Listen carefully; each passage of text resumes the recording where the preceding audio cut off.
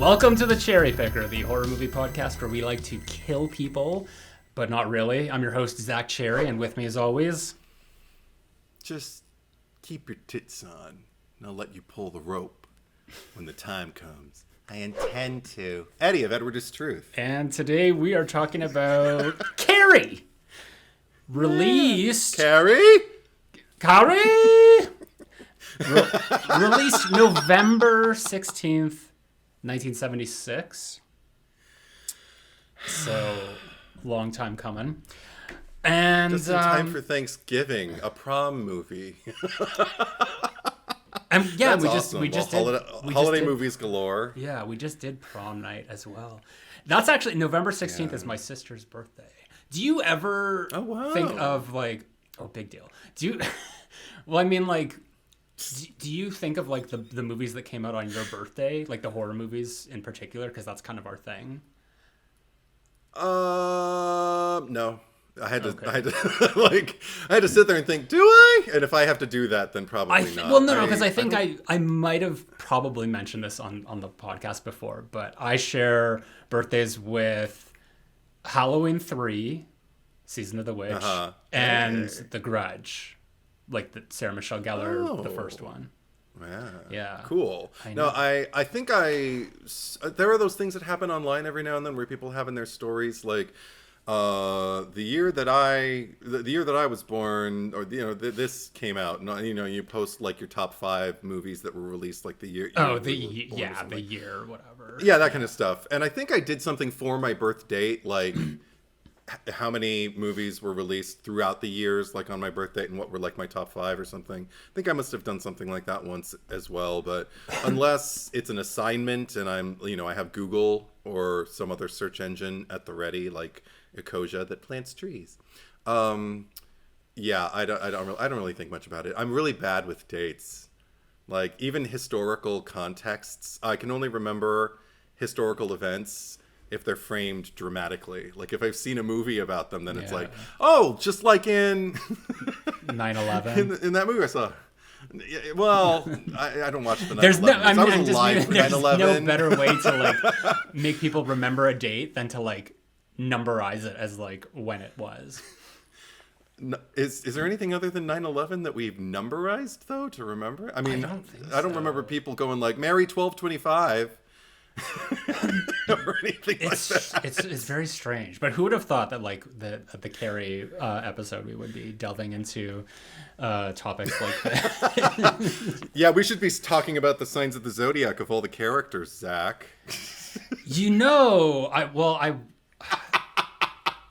It's obviously because I mean, like being a horror gay and an astrology gay, that's always going to be something. And I was watching and I was just trying to think like who would Carrie be, or what sign would Carrie be in particular. Sure. And I couldn't for the life of me figure it out because she's so repressed as a character throughout the movie that it's just like it's really hard to gauge what her true personality is. Like the only time we really see it is, I mean, you can make 2 arguments, is like, when she's at the prom and she's, really coming out of her shell with Tommy Ross and then also Miss Collins for that little bit, that, you can see kind of like hints of like who she would be. But then I would also argue that maybe like her destruction of the prom is like an expression of like her as well. So I have no idea. Yeah, absolutely. I have no idea. But I will say that, Tommy Ross he's definitely a Pisces, which I hope Andre will like anytime I give a shout out. Anytime you make anyone a Pisces. Poor Andre. I mean, maybe the movie Tommy Ross. The funny thing is, like, as I was watching the movie, I was trying to remember kind of like as a parallel the way things unfold in the book, because I believe I've read the book probably about 6 or 7 times at this point. Oh, wow. In fact, I have it right here, my small, like my mass market paperback, which I still have the receipt in, and I realized I was looking at it after I finished setting up for this, and I've had it for 20 years. I bought it in 2003, and I've read it like probably about 7 times since then. But And so I think I've read it more than Robert Bloch's Psycho, which I also have in a mass market paperback. But I remember Robert Bloch's Psycho so much more vividly than Carrie because I have so many more incarnations of Carrie to keep in my Rolodex in my head. You know, like, because I have this movie, I have the TV movie, I have the remake from 2013 with with everybody. And I don't want to start citing the names. Yeah, those people, Clarice Moretz and everybody. And of course the different incarnations of the musical version and all of that. So, I mean, it's hard to kind of keep it all straight in my head what happened where as the years progress. But I do remember thinking, like, I got such a feeling from Tommy Ross. He is a little bit more pursued by his shallow side in this particular incarnation than I remember him being in the book. In the book, he seemed to see things pretty simply. He was like one of those, like, insightful, almost to the point of brilliance, dumb people. Like, he's like, he's so uncomplicated that he just sees things simply and truthfully, so he can seem profound while Sue Snell is sitting there overthinking everything with, like, her friendship with Chris Hargensen and then what they did to Carrie White and why do I feel so bad and what kind of person do I want to be, and he's just like, well, why don't you just apologize? He's like, and that does not seem Pisces at all. So maybe I stand corrected. Right. Although if that's the version. It depends on which version. It depends on which version you're talking I about. like the way that he plays it, because he just has this, like, and it's especially, like, in the moment right before the blood drops when he sees Sue. And he just kind of looks at her, and he's just like, what is that crazy idiot up to? Like, that's just what I was reading on his expression. She's always looking under the stairs or something. What's she plotting now? God. Right. Oh, get a load of this one. She can't keep her away from anything. Yeah, I love it too. There's a lot of things I love about William Katz's incarnation. But okay, can I ask you something? Yeah.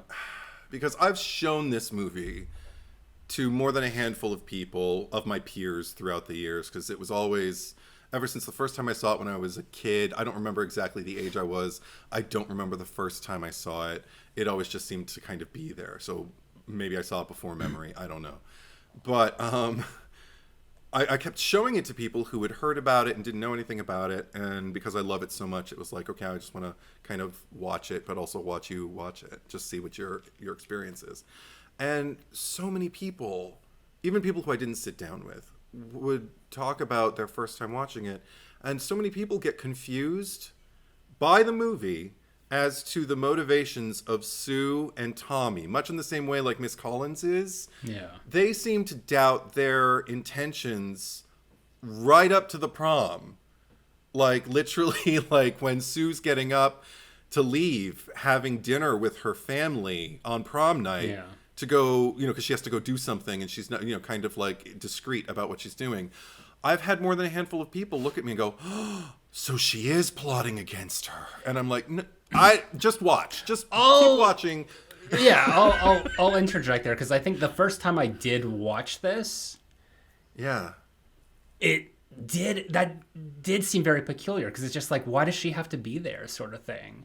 And like, it was almost like very methodical of her to go there. So I looked at that and I was just like, so she is in on it? But I never got the sense that he was.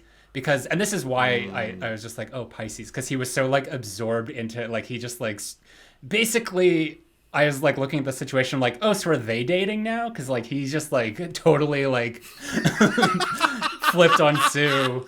And it's just like, no, I think they're, like, together. But, maybe that's just a little bit of you coming out in me, just like, oh, straight couple, they have to be together. if there's two straight people and they're kissing, then they're probably a couple. No, I used to worry about that as a kid. I remember I worried a little bit more about it as a child, about Carrie's mindset. Like, well, where do we go after this? And I worry about it less now, and I don't know if it's just the book, because you get more insight in the book. But I also see it in Sissy's performance now. Like, I have a much more kind of developed sensory apparatus for cinema, I'd like to think now. And even last night, while I was rescreening it for this pod, I was watching her and I was thinking, she's the Carrie of the book. Like, she's just kind of, this is about tonight, and maybe a lot of emotions are on the surface, but he's not lying to her. He's telling her the truth. He's telling her she's beautiful. He's telling her, but you're here, and I like it. I like it, and everything. And they're actually having a genuine time. It doesn't need to pan out. There's not going to be a broken heart. I mean, if things went according to the Tommy Ross Sue Snell plan, I don't think there would have been any hard feelings. I think Carrie could have somehow integrated into at least a subset of the popular kids and maybe ended the year on an up note. And maybe I think that and left home. Regardless of how the night turned out at the prom, she was going home to a bad situation regardless. But but she had telekinetic powers to, like, you know. As long, the problem was her guard was dropped when she went home after the prom. That was the problem. I mean, the whole thing, because at the dance, because she does say, like, why am I here? Like, why is this happening? Because she was almost, like, strong-armed into the whole thing. Which also, you know, my memory of this movie, like, I keep forgetting how quickly, like, it's very fast-paced. Like, the prom and all that, like, we're already there by, I think, like, the midway point. So, like, kudos to this almost 50-year-old movie now for being that brisk in its storytelling. But yeah, when she's at the house and he, like, drives up and he's like, hey, like, I want to pick you up, and she's almost like, she's very dismissive, like, whatever, fine, we'll do this. So I don't think that she's really had time to process it, and it's more so just because of, like, the encouragement from Miss Collins that she's like, okay, cool, like, I'm gonna do this, like, this is gonna be what's best for me. So I think that for the most part, she was probably thinking of it in, like, more so just the moment, but like, when she was dancing, maybe it did cross her mind, like, where do we go from here? That was sort of the confusion or the mistrust on her part. But it's just thinking, it's just like, she knew it was just tonight. The way you said it, all I think is, like, you know, like, when White Girl Wasted online, she's like, tonight is all about me, and it's like sort of like tear up the dance floor, like, if nothing bad ever happened, like how crazy she would have gotten in the fun side. Well, because I mean, in the book, like, she does make a red dress, and there is this kind of, like, air of defiance in the face of her mother. Who is, like, pacing and praying and muttering to herself, like, while she's putting together the dress and stuff. She's got this kind of, like, empowerment, this freedom that, again, like, I feel like is certainly laid in there. Like, I mean, Sissy Spacek says lines like, I need to try and be a whole person before it's too late for me. And even, like, when she's talking to Miss Collins and telling her that Tommy Ross asked me and everything like that, it's just like, just trying to trick me again. I know who he goes with and everything. I mean, it's all out there on Front Street, like, what she's examining and what she's trying to kind of, like, find out. What could possibly be the motive behind all of this? And that's another thing. This whole movie ends up becoming kind of like a litmus test, or not a litmus test, a Rorschach painting. Sometimes in certain moments. And another one for me, I didn't even realize it was a Rorschach test until I had a discussion with two friends of mine, both elder gays like myself. And we all know the movie backwards and forwards. And we brought up the moment where Miss Collins is talking to Carrie and showing her the reflection of herself in the mirror, in the locker room. And she's talking about, like, putting a little curl in her hair and her lips with the right shade of lipstick and all that kind of stuff. And the camera zooms in perfectly to Betty Buckley playing Miss Collins, to her facial expression, which shifts from kind of like this maternal warmth and, this smile and this encouragement to this very raw emotional moment where she has to almost kind of catch herself. Like she presses her own hand to her mouth. And I always perceived that. Well, let me ask you, how do you perceive that moment before I share? Do you have any particular interpretation of what I think she was just like seething. Like she was pissed off at Sue and Tommy, and she was just like, because just the transition of the scene where, because it then goes like right to them in the office, and she's like reaming them out. That it's just like, it's almost like because all I got from her, there was a lot of teeth, so it was almost like, you know, almost the expression like lying through your teeth. I know that she was like, you know, trying to be encouraging of Carrie and just being like, yeah, we can really do this. But in her mind, she's just thinking like, God, I have to lie to this poor girl to make her feel good right now. And then I'm going to go over there and I'm going to be like, what the fuck do you think you're doing to poor Carrie? That was my interpretation of it. That's interesting, because that's actually kind of like a conglomerate version of all three of ours, because one of my friends said he was the one to start the ball rolling, where he was just like, here she's sitting saying all these like encouraging things, and all of a sudden she's just like, God, I don't even believe this myself. And I'm like, you think that's what that moment is about? And I mean, that is a callback to earlier when she's in the principal's office, and she says that, like, you know, the thing is that, like, when those girls were doing that, I was just like, I felt it, like, because I knew how they felt. Yeah, I do the same thing. Because it was just her period, for God's sakes. Yeah. But I could just do this whole movie. But no, but for me, because then I turned to my other friend and I was like, well, what do you think that moment's about? And he was like, oh, I always thought that it was just like, oh my gosh, like here we're building this. I'm building her up, and they're just going to tear her down again. It's just going to keep happening. And that's what that moment always was for him, like the inevitable wrecking ball that was going to come into her life and just crash any kind of hope and any kind of sense of, you know, real identity she had. And for me, it was much more immediate. And of course, you know, surprise, surprise, you know, it was a much more kind of like emotional, like subliminal moment for me, because I just thought like, she almost moved herself with being this kind to Carrie, realizing these are probably the first kind words Carrie has ever heard in her entire life. This is probably the first words of encouragement she's ever been given to believe in herself and to actually try something new beyond just like the scared little girl who hides behind the books and her greasy hair. And I just felt like she just kind of got caught up, you know, in the emotion of the moment, because I was. So yeah, it was interesting how, like, you know, three different people could perceive this moment, which again, like, it's not scripted, and it's, or as far as I know, it isn't scripted. I haven't heard anybody speak to it, but there was a zoom on Betty Buckley's expressions, so there had to be some kind of premeditation, but it seems so.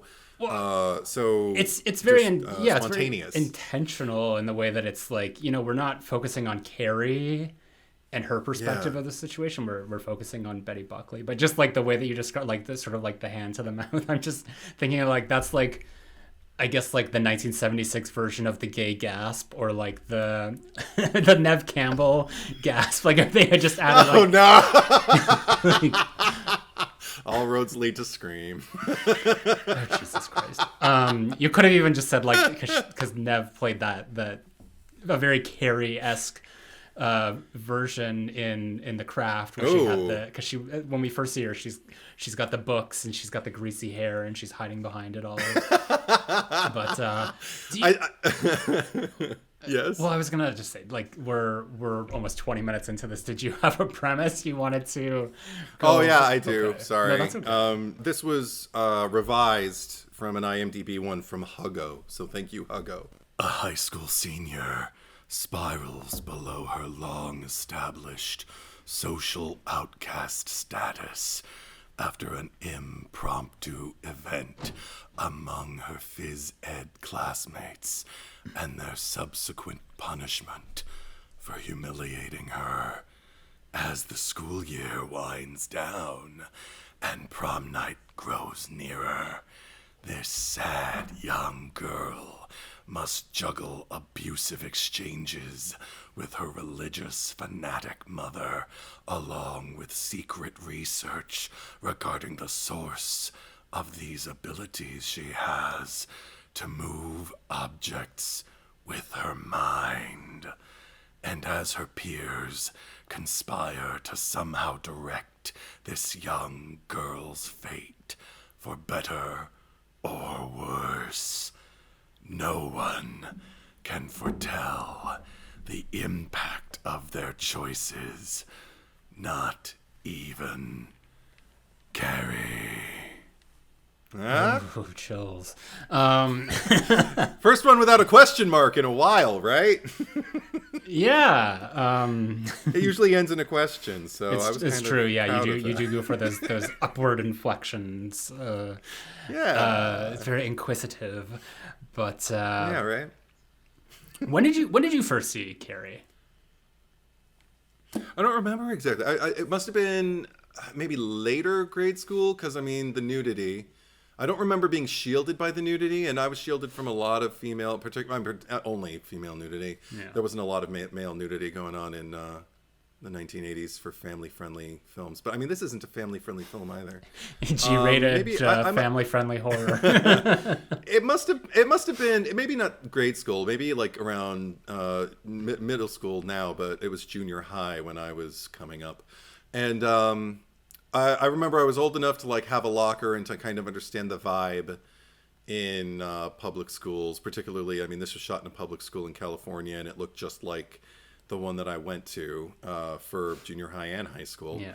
And this is another one. I think I talk about this often, about when movies tend to kind of capture things that feel like where you can feel the time of day and everything. And I remember just thinking like all the scenes that are shot at the school, it feels like you're at school, whatever hour. Even when they go to the prom, like it feels that it's that weird feeling that you have when you would go to school at night to go see, well, to star in a musical like I was, or, you know, to go support a friend at a sporting event, or, you know, like whatever. Like it was always odd going to school at night.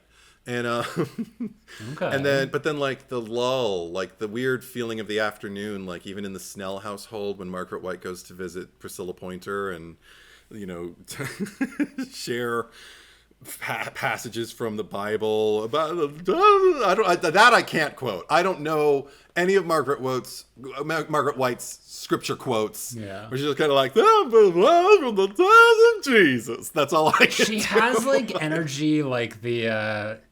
Do you remember the God Warrior? It's like this, like Warrior. It's like probably it's like become a meme at this point, but it was one of those reality shows where I think it was like Trading Spouses or something, and it was like this religious fanatic, and she went to this kind of like to live with this like hippie family, and they were like into like tarot and like solstice festivals and all that, and she was just like super uncomfortable. But when she came back to her family, they were like really excited to see her, and she came in and she's just like, gargoyles, Satan, like get out of my house in, like, to the cameraman, like, get out of my house in Jesus' name I pray. You have to like look it up. It's hysterical. But that's like, okay, I get like the Margaret White vibe there. I just like imagine like a Trading Spouses of like Margaret and Sue's mom, just like just imagine like Sue with Margaret as a mom for a week. I mean, I've actually seen a few at one of my old jobs. We had access to reality TV, and I think I saw Wife Swap. Yeah. Like 3 or 4 episodes, and that's all I could take. But it's basically the same thing. If it wasn't Wife Swap, it was like Trading Spouses. Like they were both the same thing, but they were hysterical. Okay. But yeah, I just like it's basically that's her, but like with red hair and slimmer and a cape. I love that she's wearing a cape too. She's like a superhero. Just cloaked in black, just wandering around. And any incarnations that I see where they try to take away her cloak, it bothers me. Well, wasn't it more of like a purple? It always bothers me. It's like a purple cloak. I mean, it maybe, but it reads as black. Also, I mean, because I think she was always adorned in black in the book, so maybe I just carry that with me. But also, just like a dark figure. I tend to think of purple as a more whimsical royal color, but black seems on ironically enough, black seems totally pitch perfect for Margaret White. But I and Piper Laurie, actually, this has become kind of like the career-defining role for her, because everything she's done subsequently, it's like Norman Bates for Tony Perkins. Like, everything she does kind of has... Anytime I see her, she seems to be playing like somebody's really severe mother. Like, even she did an episode of Frasier in the 90s, and she came in playing... Christine Baranski was playing like a Dr. Laura Schlesinger stand-in, basically. Yeah. And Piper Laurie came in as her mother and was introduced as this sweet woman who Frasier was trying to reunite with Christine Baranski's character. And then when they came face to face, she immediately started condemning her for getting pregnant when you were a teenager. Oh, the things I could tell you about her. Full-throated Alicia Witt type, delivery, which I shouldn't say that because Piper Laurie did it first. So Piper Laurie full-throatedness, like that theatrical voice to the back row kind of thing. Now we need a Piper Laurie biopic starring Alicia Witt. Alicia Witt. Oh my God, yes. Well, okay. No, funny enough, because like besides Carrie, the two other things that I know Piper Laurie from are first and foremost The Faculty, where she plays I forget the character's name or the teacher. She's the music teacher. But she has like the line like right before the credits. She's like, I always wanted to do that. And then she was also a regular on Twin Peaks, which the original run of the series, which was 2 seasons. And her character, like at the beginning, was kind of presented as like she was like this big lead, like she was like always in the show. And then as the series went on, they used her less and less, which I always didn't like, because I was just like, we need more of her, because she was so theatrical and big with her performances. But Alicia Witt was also on Twin Peaks, so I just think it's funny that they were together in a movie, and they've got that full-throatedness, and she'll one day play Piper Laurie. Is Piper Laurie still alive? By the way, yeah. Yes. Okay. Yeah. Wow. Thank God. Good for her. Yeah. But yeah, the day I hear she kicks, it's gonna be a quiet day for me. It's gonna be a somber day. Just because, also just anytime I see her speak about this role in particular, because there's one other movie that I love watching that she did shortly after this called Ruby, where she plays kind of like a Norma Desmond-y, Blanche Dubois, but really sadder and more horror adjacent character named Ruby, who owns a drive-in movie theater, and murders start happening there, and all she wants to do is hide it. And and she drinks a lot, and she just kind of basks in her past glory in this mansion in a bayou. You'd try and explain it to me, but yeah, it's a terrible movie, but it's fun. She has and she's great in it. Yeah, well, she has a very interesting career, because she's like, I really like her, and I don't want to say her peak, but she was like a huge star years and years and years before Carrie, and then she disappeared for the longest time and came back. I don't know if it was for Carrie, but it was. Yeah, that's kind of been her career. Is like she's almost like the, I guess they don't do this anymore because now we have Disney Plus, but like the Disney Vault, where it's just like she would come out for a limited time and be like this big sensation, and then she would disappear into the vault for like 10 or 20 years and come out and do something else. Because already like the Faculty has been like 25 years, so it's like that's the last thing I remember her being in distinctly. She's done a lot of television. She even did an episode of Will and Grace where she was kind of like the Grace of the future. Like Will and Grace went to go visit like a professor who taught them in college, and he inspired Will because he was gay, and Will, who was newly out, so he was really inspired by this, academic scholar. So they go to visit him for like a Tuesdays with Maury kind of thing, and then he's all embittered and they don't understand why. Then in walks Piper Laurie, and she starts acting like an old Grace to his like old Will. And again, that full voice, just like, why are you always here? I have a house right next door that's perfectly suitable, And she's still working right now. Like there's a few years in between, and you're right, it is television appearances and stuff, but she's been working steadily. I mean, there's a gap between 2012 and 2018, but... but that's nothing. Because I believe the gap between... Was it The Hustler, the last thing that she did? And then 15 years later, they did Carrie. Because the casting director, Harriet B. Hellberg, was having a conversation with Brian De Palma because they were trying to discuss who they could bring in for Margaret White. And she suggested Piper Laurie, and he immediately said, "I just watched The Hustler like the other night. She's too young." And he's like, and Harriet was like, "Brian, that was 15 years ago." He's like, "Oh, okay. Well, then maybe she is old, and I don't know." So it really, it's hilarious that like someone who has such foresight as even a director like Brian De Palma, as a director, you have to have foresight. You have to believe that something can be manifest before anybody else does. So the fact that he was locked into this image of Piper Laurie, and needed to have it expressed to him. There's a 10-year gap between whatever came before Carrie, which was called the Long Hunt of April Savage. So yeah, she took a good 10 years off and came back for this tour de force. Yeah. Wow, that's very interesting. She was also in Trauma, which was a lesser Dario Argento movie that came out in the early 90s. But that's that's the only thing. I want to watch this Ruby movie now, but I'm looking on IMDb. It's 4.5 out of 10. No, it's not a good movie. Yeah. It's not a good movie, but you have to. It's a ripoff of everything I mentioned and The Exorcist somehow. But it's a riot. Yeah. You have to watch it. Everybody should. Anyway, my first experience with Carrie. Sorry, we got off track there. Yeah. Because I watched around that time in the late 90s, because the sequel came out in 1999, I believe. But I didn't know about the sequel yet. So the late 90s was a very interesting time because we've talked about, like, we're going to go back, all roads do lead to Scream, but Scream did put the horror genre back on the map.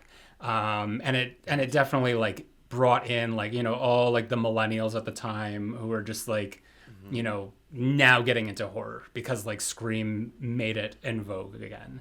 So I think that, I went down the rabbit hole, watching things like Halloween and like all the sequels, Friday the 13th, Nightmares on Elm Street and all that. And Carrie, I don't know if it was on TV, like an edited version or something, but I just knew that I knew what Carrie was, and obviously it's referenced in Scream as well. So I just, it was just one of those things that I watched. I don't remember the first time I watched it, but I know that I watched it many times. I remember like we were watching it like at school one time, because, and this was junior high, because sometimes we'd have like free periods or just like it was like a Friday afternoon and whatever, and they'd be like, if you have like movies you want to bring in, and I bought it on VHS and I brought it in, and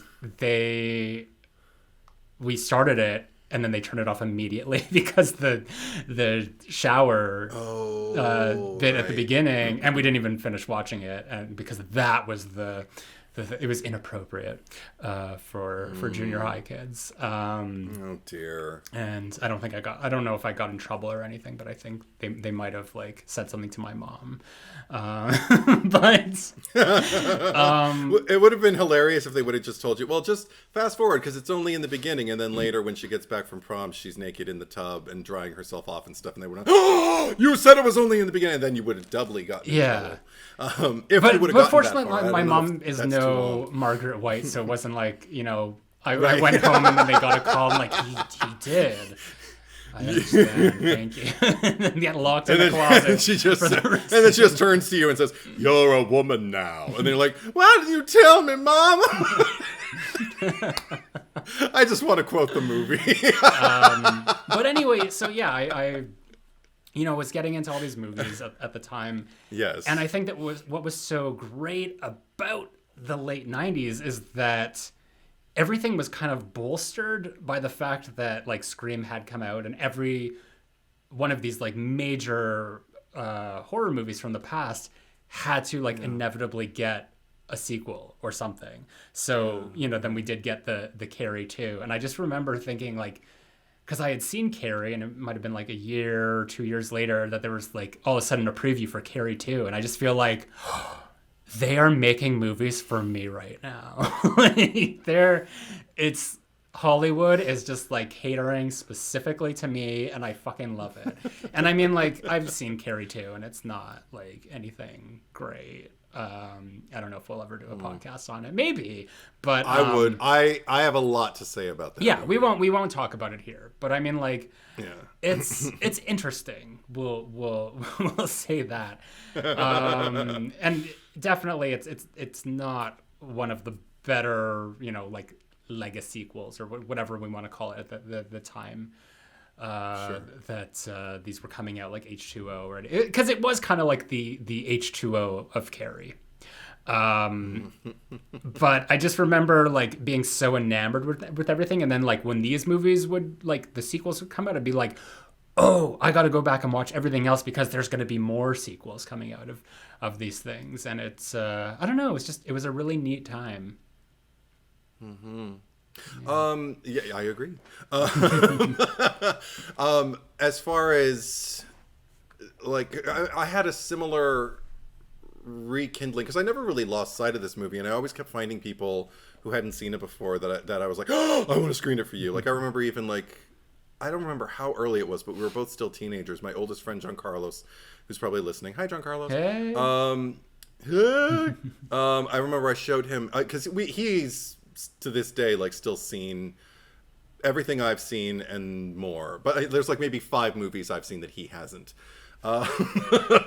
So when I found out, and that was true then too, so I remembered being like, you've seen Carrie? And he was like, no, I've never seen it. I mean, I know about like prom and everything like that. And I'm like, well, you know that from looking at the video cover, like even back in the days of VHS, that was my first exposure to the movie before I ever saw it, actually. You can see it in the Scream Factory flip cover now, the shot that's on one side, it's Carrie White as this prom queen smiling for the camera, and then it's her covered in blood. And I remember not knowing anything about the movie. Sorry, little segue. Not knowing anything about the movie and looking at that VHS cover, it was one of those things that was in the horror section that I always loved visiting, but never wanted to rent when I was in grade school. So, but I remember I just study that cover and think like, so the movie's all about this turn that she takes. Like, I guess she becomes prom queen and she's really pretty, but then she kills everyone. But I thought it was like with an axe or something, like Lizzie Borden style. Or then I thought she was like bathed in the blood of her victims or something. And so when I finally saw the movie and saw how tragic it was, everything, like I was crying, like and to this day, like I can't watch Sissy Spacek win and not well up, at least, like I get caught up in it quite often, and then just ride. It's like a roller coaster though, then, because everything about Pino Donaggio's score and the wonderful, beautiful kind of like velvety, sun-kissed idealism into like this now, how can I think, like this rowing forward? It's got this energy that's just kind of like, wah, wah, you know, like, Yeah. it's just, I just imagine people rowing. It's a and great, it's driving you it's a forward. great score, and it's so eclectic because every track is completely different. You probably know which ones my favorites are, though. Which one? No, I don't. Which one? Well, it's. I think they're very similar in both of them, but it's the when they're doing the phys ed detention, and it's this sort of the same one when it's like a cat and heat. Yeah, and it comes back again at when they're doing like the prom shopping, like when they're getting the tuxedos. 2, and she's putting on the lipstick and all. It's like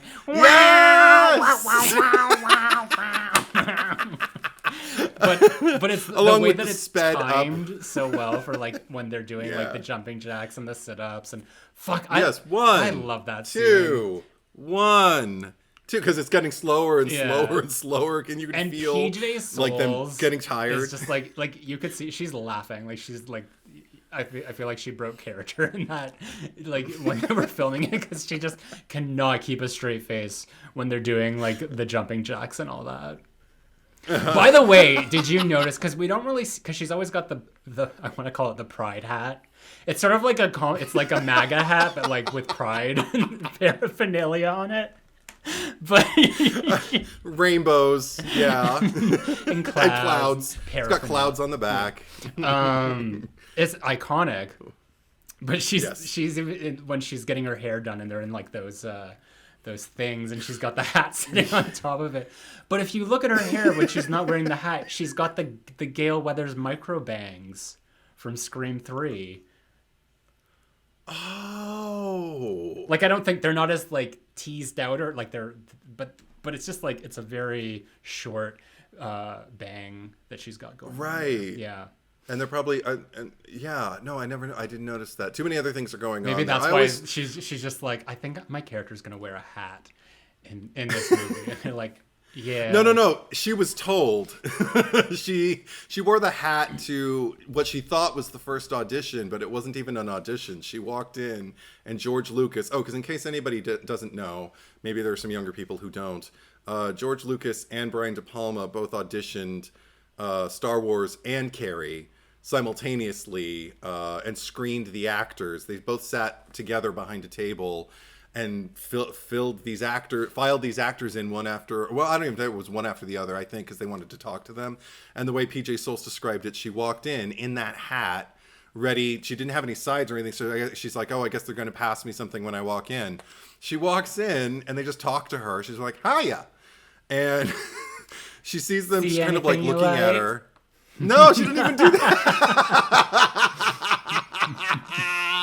Not yet, Zack. But she, that was 2 years later. But she just kind of stood there, and Brian De Palma leaned over to George Lucas and said, "I'm going to put her on my list." And George was like, "Okay." And then they were just like, "Okay, thank you." And she's like, "Okay." And she left, and she's like, "I didn't." And they're like, "Thank you. We'll see you. Thank you. You did a great job." She's like, "I didn't do anything." And the last thing he said as she was leaving was, "You're gonna come back for a callback, but bring the hat." And she was like, "Okay." Yeah. So she brought the hat back, and it stayed in, and she's convinced it got her the role, that he just liked her hat. And probably her energy, her hiya, kind of. Well, it worked out for the better. It really did. Yeah, Norma. She's a terrible but that's person. crazy to think that, maybe Carrie Fisher might have been Chris Hargensen. Like Amy Irving read for Princess Leia, and William Catt said he was there the same day as Kurt Russell, and Kurt Russell read for Han Solo, and William Catt read for Luke Skywalker, and he thought they were on fire in their audition and they did a really good job, and he still to this day would like to know, why didn't we book it? Like, we were great. Yeah. And he's seen Star Wars. He knows how great Mark Hamill and Harrison Ford are, but he still was just like, there was something going on. Kurt Russell, he did pretty good for himself, but William Catt, I don't know. It's so funny to see like. What you're gonna say. What? No, just go. No, it's just funny to see like William Catt and PJ Souls like on screen together, because they, even though it's like barely a fucking cameo, but they were Liz Purr's mom and dad in Jawbreaker. They just had the one scene where they go there, when they they're like, Elizabeth, we're home, and we didn't even like get to see their reaction. It's in the trailer. There's like a quick shot of it, but it's like, you know, if you got those two, use them more. But whatever, the movie's still... Tommy married Norma. That's weird. Yeah, in another universe. Another thing with like William Catt, maybe you like think this is like ridiculous, but he looks like his face looks so similar to what is the... You'll know the actor's name. He was the one from Friday the 13th Part 7, who he's like the final boy with Tina. Kevin Blair was the name he did the movie under, but his real name now that he works under is Kevin Spiritus. Right. Him? And I forget the character name, but he just like his like face looks exactly the same, like same smile, same eyes, nose. You just like swap like the curly blonde hair with like shorter dark hair. Like look at like afterwards, like go look. It's okay. I don't see it, but okay. I saw it. I was just like, what? I can't like not watch Carrie and think like, oh my god, what's his face? I know it's not him because it's like, it's like it looks so much like him. They're both musical theater actors too. Kevin Spiritus was Hugh Jackman's standby for The Boy from Oz on Broadway, and William Catt played Pippin in the original Bob Fosse production with Ben Vereen and Cheetah Rivera and everybody. So he can sing and dance. He's got a badass voice, which is weird because I was watching this thinking like Carrie was made into a musical, some people might know, and I was watching this thinking, oh my god, so many people in this cast could have done the musical because they can sing. Like Sissy Spacek proved she could sing when she did Coal Miner's Daughter. I don't remember how many years passed before. I think it was like the next project she did after Carrie, and I think she won the Best Actress Oscar for that. I don't really have a good Oscar catalog in my head, but I know she was nominated for it. But she could sing. Amy Irving was the singing voice for Jessica Rabbit in Who Framed Roger Rabbit. She sang, "Get out of here, get me some money too." So we know she can sing. William Catt's Pippin. Betty Buckley, the gym teacher, is a huge Broadway star. Who like played, bringing it back to Norma Desmond, I mentioned for Piper Laurie, Betty Buckley played Norma Desmond in the musical Sunset Boulevard on Broadway and in London. Among other things, she was in Carrie the musical.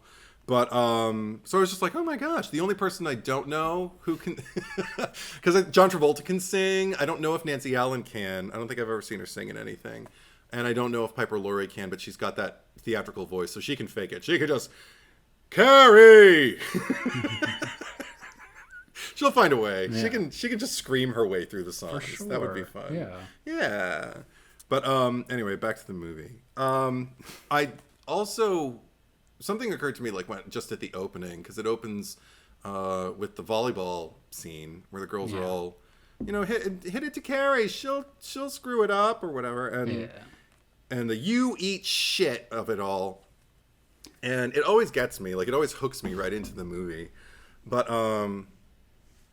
there's something about, I noticed this time, like Sissy Spacek's kind of immobile, apologetic shruggery with which she acts, like, you know, as they're all just piling on her. And PJ Souls even whips her with the, you know, aforementioned infamous hat. Yeah. And the last thing that Chris Hargensen does is like, "You eat shit." And she just kind of like throws her... Sissy Spacek just kind of like in an act of giving up, kind of just like drops her hands down out of frame, like I don't know what to do. And it reminded me of, I think it was just called Bully, this just a documentary that was released maybe about a decade ago, where they just followed kids around with cameras and just kind of like observed them, and they found this kid who was getting bullied relentlessly by other kids on like the school bus and in the halls and everything like that. And it just reminded me of the way he reacted when he would get bullied. He'd get smacked and like, you know, have horrible things said to him. And he would just kind of stand there and just kind of reel from it, but not really let it in. And just kind of, you know, I don't know, there was this weird double parked mentality about it. Like, I'm here, but I'm not. Kind of thing. Like, I feel bad, but I can't really like show them what I'm feeling, so I'll just kind of stand here and stumble around.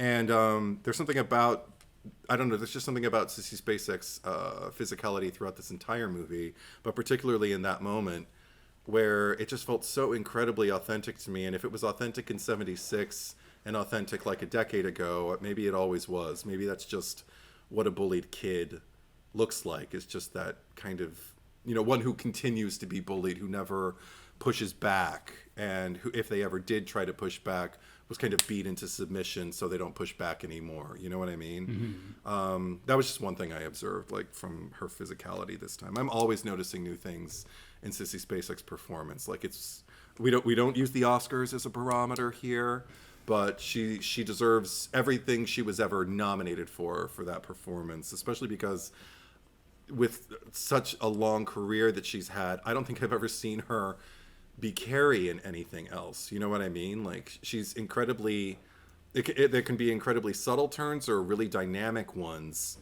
that like kind of swerve away from Carrie. But whatever it is, I'm always watching a different character from that initial experience I had watching her play Carrie White. That was my first exposure to her as an actress, and it's unforgettable. I don't know if I've seen very many movies that she's been in. Oh my gosh. Yeah. If you're a Twin Peaks fan, there's that David Lynch Disney movie he did, A Straight Story, that she's in. If I'm remembering correctly, I believe she's in that. I mean, David Lynch is kind of... No, David Lynch is kind of like hit or miss for me, to be honest. Oh, okay, okay. But... then maybe not. It's got its moments. It's kind of I remember fun, weird. I think I've seen this one, Trading Mom. Oh, I haven't seen that. You know, G-rated family fun. Anna Klumsky. No. I mean, she had a smaller role in The Help. More people, maybe if they haven't seen her in anything else prior to that, she did that. But The Coal Miner's Daughter. Oh my God, must watch. Her and Tommy Lee Jones are insane and wonderful. There's this one. Oh, you haven't seen Three Women, have you? Robert Altman's film? No. It's her and Shelley Duvall. And Sissy Spacek is great in it. But yeah, exactly. That's Shelley Duvall. Anyway, Wendy Torrance. Oh. But Shelley Duvall is amazing in it. You should see that. Is it horror? No, but you know, I'm very snobbery with my horror. I know, you're very exclusive. I'll try to find another horror movie she made, but I don't think she made. I'm trying to. Oh, she did that one. I loved her performance in it, but I did not like the movie. I can't remember what it was called right now. Was it An American Haunting? That sounds about right. Yeah, I never saw it, but I distinctly remember. I'll just re-quote Clark Wolf's kind of like disclaimer for Hereditary. It's not fun. You're not going to watch An American Haunting and after it's over go, whoo! Oh, that was great. You're going to be like really depressed and probably want to, you know, cut your dick off. But wow. Because that's what it did to me. That's what it did to me. I hated the fact that I was a man after I saw that movie. And I'm a gay man, so I had no place hating myself, but I just hated my entire gender. Let's move on from that. Okay.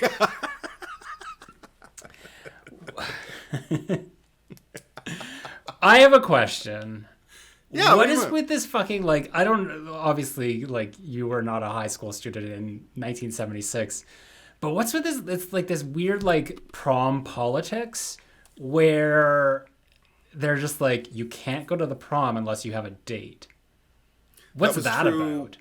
That was true at my prom too. I think it was I mean, heteronormativity is definitely there, because I don't think anybody was in like a gay couple when they went to the prom at my prom, and I've been to 3 of them. Only one of them was my school's prom. Like, I went to my senior prom, and then I went to another friend's after that when I was still, young enough that it wasn't creepy. Yeah. And then another friend's after that, and I was still kind of young enough that it wasn't creepy, but I knew this was my last one.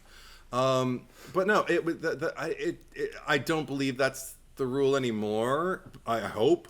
But do proms even happen still? I mean, just I have no idea. Who knows what Gen Z does at this point, or they're just like, yeah, proms are so like of the past that we don't. No, they happen. No. Have you ever heard about like promposals? Like they're a huge thing now. People do like choreograph the way they used to choreograph. What do they call them when like a bunch of people flash mobs and stuff like that?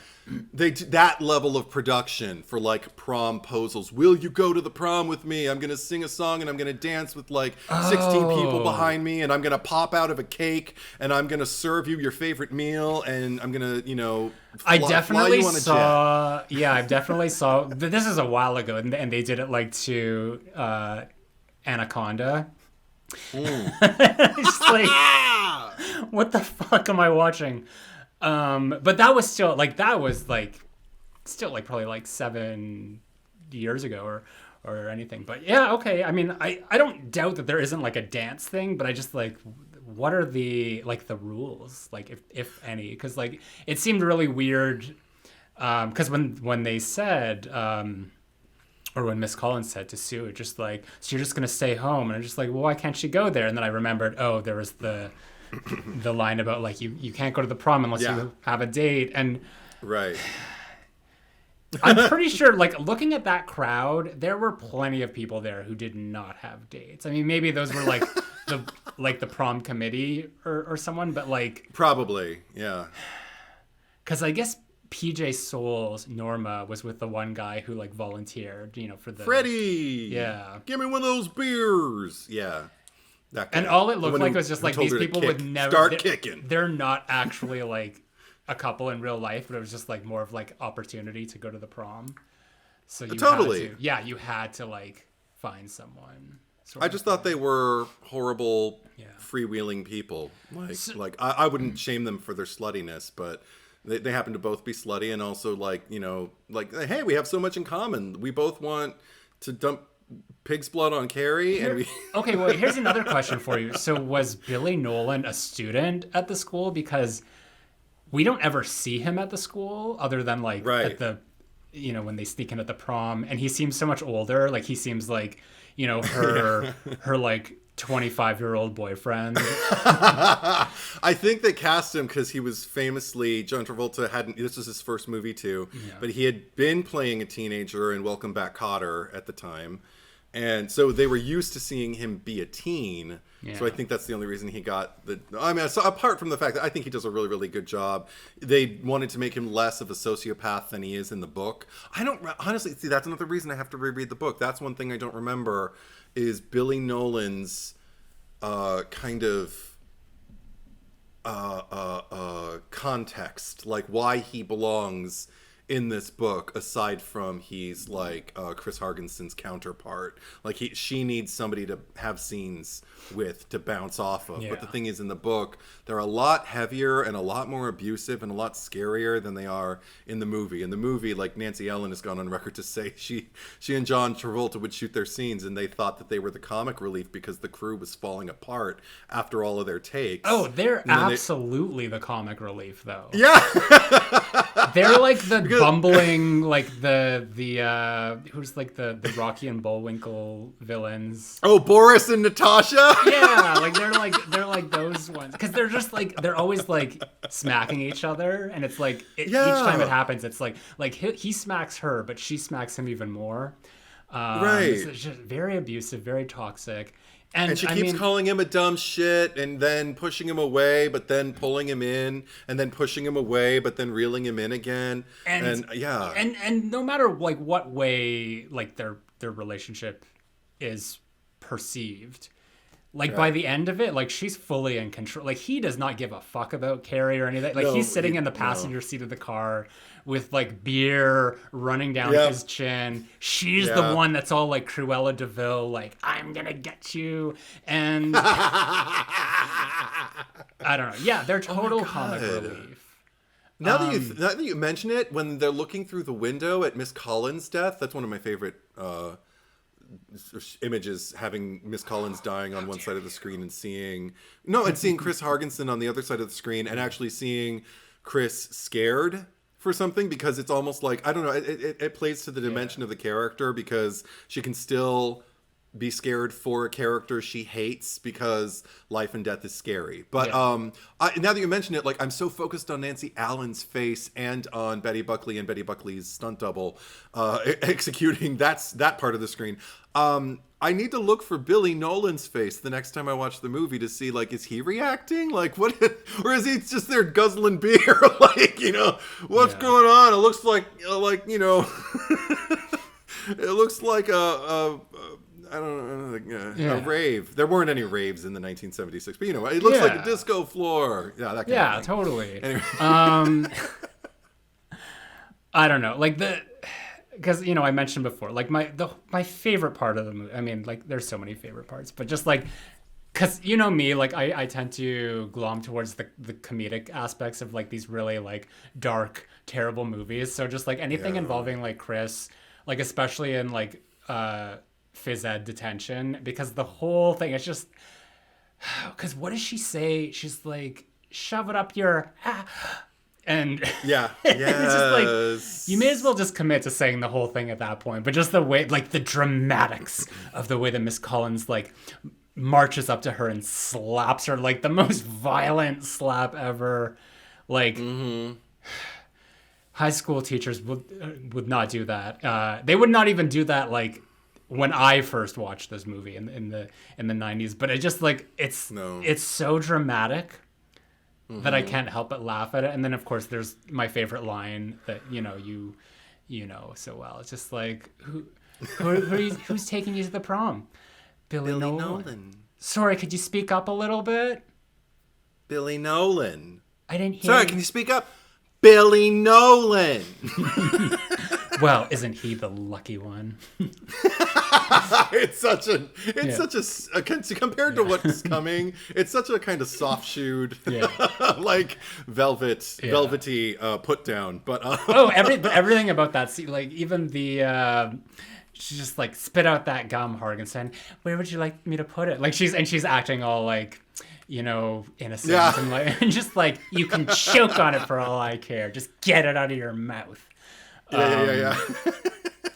Oh, it's so great. It's just like, and her line, like, it's just like, it's such a comical villain line when she's running away. Well, she's trying to recruit everyone, and they're just, like, not having it. And she's like, this isn't over by a long shot. Yeah, like, I love it. Like, normally, I mean, just because of, like, what the story is, like, clearly someone should have checked on that. But, like, everyone else is just, like, even Sue, like, she's just like, just shut up. Like, nobody's taking her seriously. They're just, like, pathetic, really. Like, there's nothing that she can do. But, she is the catalyst of murder. So she really is, like, a very vicious villain. She is, in spite of herself. But she's also, one thing that I like, that I feel like they allude to in the movie, but it's spelled out a little, at least for my taste, like, it's spelled out a little bit more clearly in the book. They kind of juxtapose this innocence, and by innocence I mean inexperience, of Carrie against a similar kind of innocence and inexperience with Chris. Like, the two of them both throw tantrums in a weird way. Like, they're kind of half formed. They're not even young women yet, because they're still capable of these extreme displays of childhood, or childish, I don't know what the right word is, behavior, childhood adjacent behavior, and when you're a teenager, you are kind of like bridging the gap between adulthood and childhood. But there's something about the two of them and their inability to function as people. So they lean on these people who kind of guide them. And Chris leans in the book, she leans largely on her father, who is a character in the book. I won't go too much into the book, but then also leans on Billy a lot because he's like her henchman, and down for anything that's sick and twisted. And then Carrie leans on her mother for a great deal of time, but then leans on, it's not Miss Collins in the book, it's Miss Desjardins. But or Desjardins, or as I like to say, Desjardins, Miss Desjardins, Mademoiselle Desjardins. But now we're all of a sudden French. the chef from The Little Mermaid. Always. That is the only kind of French impression I can do. But and I think that's the only kind of French character that like Disney can create, because Lumiere, look at that. Yeah. He's the only French character in France in Beauty and the Beast. Anyway, so Carrie. And I feel like they allude to that here with like the way that both nobody has more physical violence inflicted on them in this movie than Carrie and Chris. They're both slapped across the face repeatedly. Yeah. Well, and then all the people at the prom, but yeah. No. But I mean, okay, but non-fatal acts of violence. Let's put it that way. Because I kept thinking like, oh my God, Carrie gets slapped by Mrs. Collins. Chris gets slapped by Mrs. Collins. Chris, yes, she slaps Billy, but she gets slapped just as hard back by him. Carrie gets whopped across the face by her mother, and dragged and shut up into a closet and everything like that, and then has her coffee or her tea thrown on her. I have a question for you, because you kind of skirted around it, but I would like you to elaborate on Chris's relationship with her father in the book, because I know that that's a character who appears in the remake, and we won't get into the remake here. Right. But I do remember the scene, because this is obviously updated for like 2013, and it's everything has been recorded on, like it's on Vine or whatever. And sure. and he's like a lawyer in the thing, and she's like, "But Daddy," and he's just like, "You were stupid. Like you shouldn't have, got it on video. Like that's your own fault." Mm-hmm. But I'm curious to know what the relationship is in the book, because for literature, like usually like the villain of the story is somehow like a reflection of the protagonist is a reflection of the antagonist, and vice versa. Yeah. And because I mean, like in the movie, Chris's hatred of Carrie, like she literally says like, "I hate Carrie White so much," and it's just like, but why? We don't really know. So there has to be some sort of projection involved in this, that she's there's something about Carrie that she doesn't like about herself. So please, like what is the relationship with her father in the book? Oddly enough, we don't, as if my memory serves, we don't really get to observe the two of them, like their dynamic together, if I remember correctly. But we do get introduced to her father when he has a discussion, I don't believe even with the principal, but with the vice principal. He goes to the school, and he's like this big Mr. Hargensen mucky muck. I forget what he does, but he's big Moneybags Hargensen. He's got all this power and all this wealth and all this influence. So he thinks he can go in there and threaten the school and get them to let his daughter off and everything like that, because she didn't really do anything wrong. And so he's there to diffuse the situation. And the vice principal's job in his head, because we're in the book, we're in his mind, is to stand his ground and basically play this game of fourth dimensional chess with Mr. Hargensen, to stick it to Chris and to let him know, no, I'm the one in control here. This is my school, kind of thing. So you just see them talking, and you don't get much insight to him. You just get the very kind of like prototypical or stereotypical idea of like I said, old Moneybags father and bratty little princess daughter who gets anything she wants. Because even the way she describes, we only get them in their descriptions, and the way she describes her father, it's like, Daddy's gonna fix something for me, or Daddy's gonna do this for me, and if Daddy can't do it, then Billy's gonna do it, because Billy'll do what Daddy doesn't, like kind of thing. And it's just really gross. And again, just infantile, like you should not be a teenager thinking like that. Much in the same way that, like, there's a lot of thoughts that Carrie has. I mean, not even thoughts. Like, they're both... Sorry, just to go back to, like, the parallel that you were drawing. One of the things about Carrie in the book that I really respond to is how often, before she starts to kind of assume this poise and this power over her own life, her own decision-making, she's alluded to a lot as any kind of livestock. She's alluded to as a cow or a lamb or a pig or like anything under the sun that's like, you know, like in a barnyard and large and bovine, you know, kind of thing. Even that word bovine is used to describe her more than once because she's actually a plus size girl in the book. I've only seen one incarnation where she was portrayed by a girl who was described as plump, and I hope that there's another incarnation at some point that makes her a girl of size, because it just creates a different dynamic. I love Sissy Spacek's performance in the movie. I would never want to cast anybody else in that incarnation, but it's like, come on, get a plus size girl in there. Anyway, but as far as the dynamic between the two of them, it's pretty much what you would assume. It doesn't go very deep, but then again, neither does Carrie's relationship with her mother.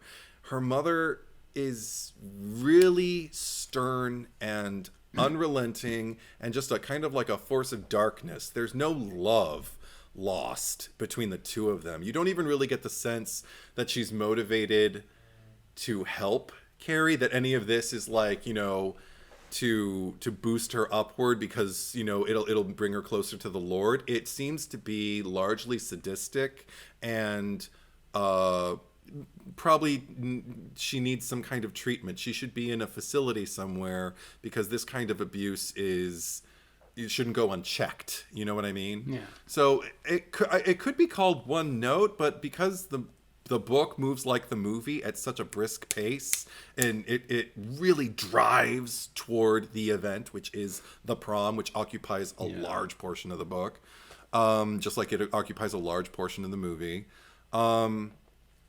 You just kind of need to get the essence of it, and what you get is a lot of brutality and a lot of I don't know, a lot of like parental child unions where the parent wants to remain in power and keep their child a child, and the child has up until this point kind of voluntarily assumed that role. And the book is all about, what is it like when I start to make my own decisions? And that even happens with Sue Snell. We don't get as much of her parents in there, but with Sue, it's about what kind of person do I want to be? Like, she starts imagining what her life is going to be like after graduation if she marries Tommy and they stay in the suburbs and live across the street from Chris and Billy Nolan and have to have barbecues with them. Oh, and I know. I mean, exactly. Billy Nolan was never going to be that figure.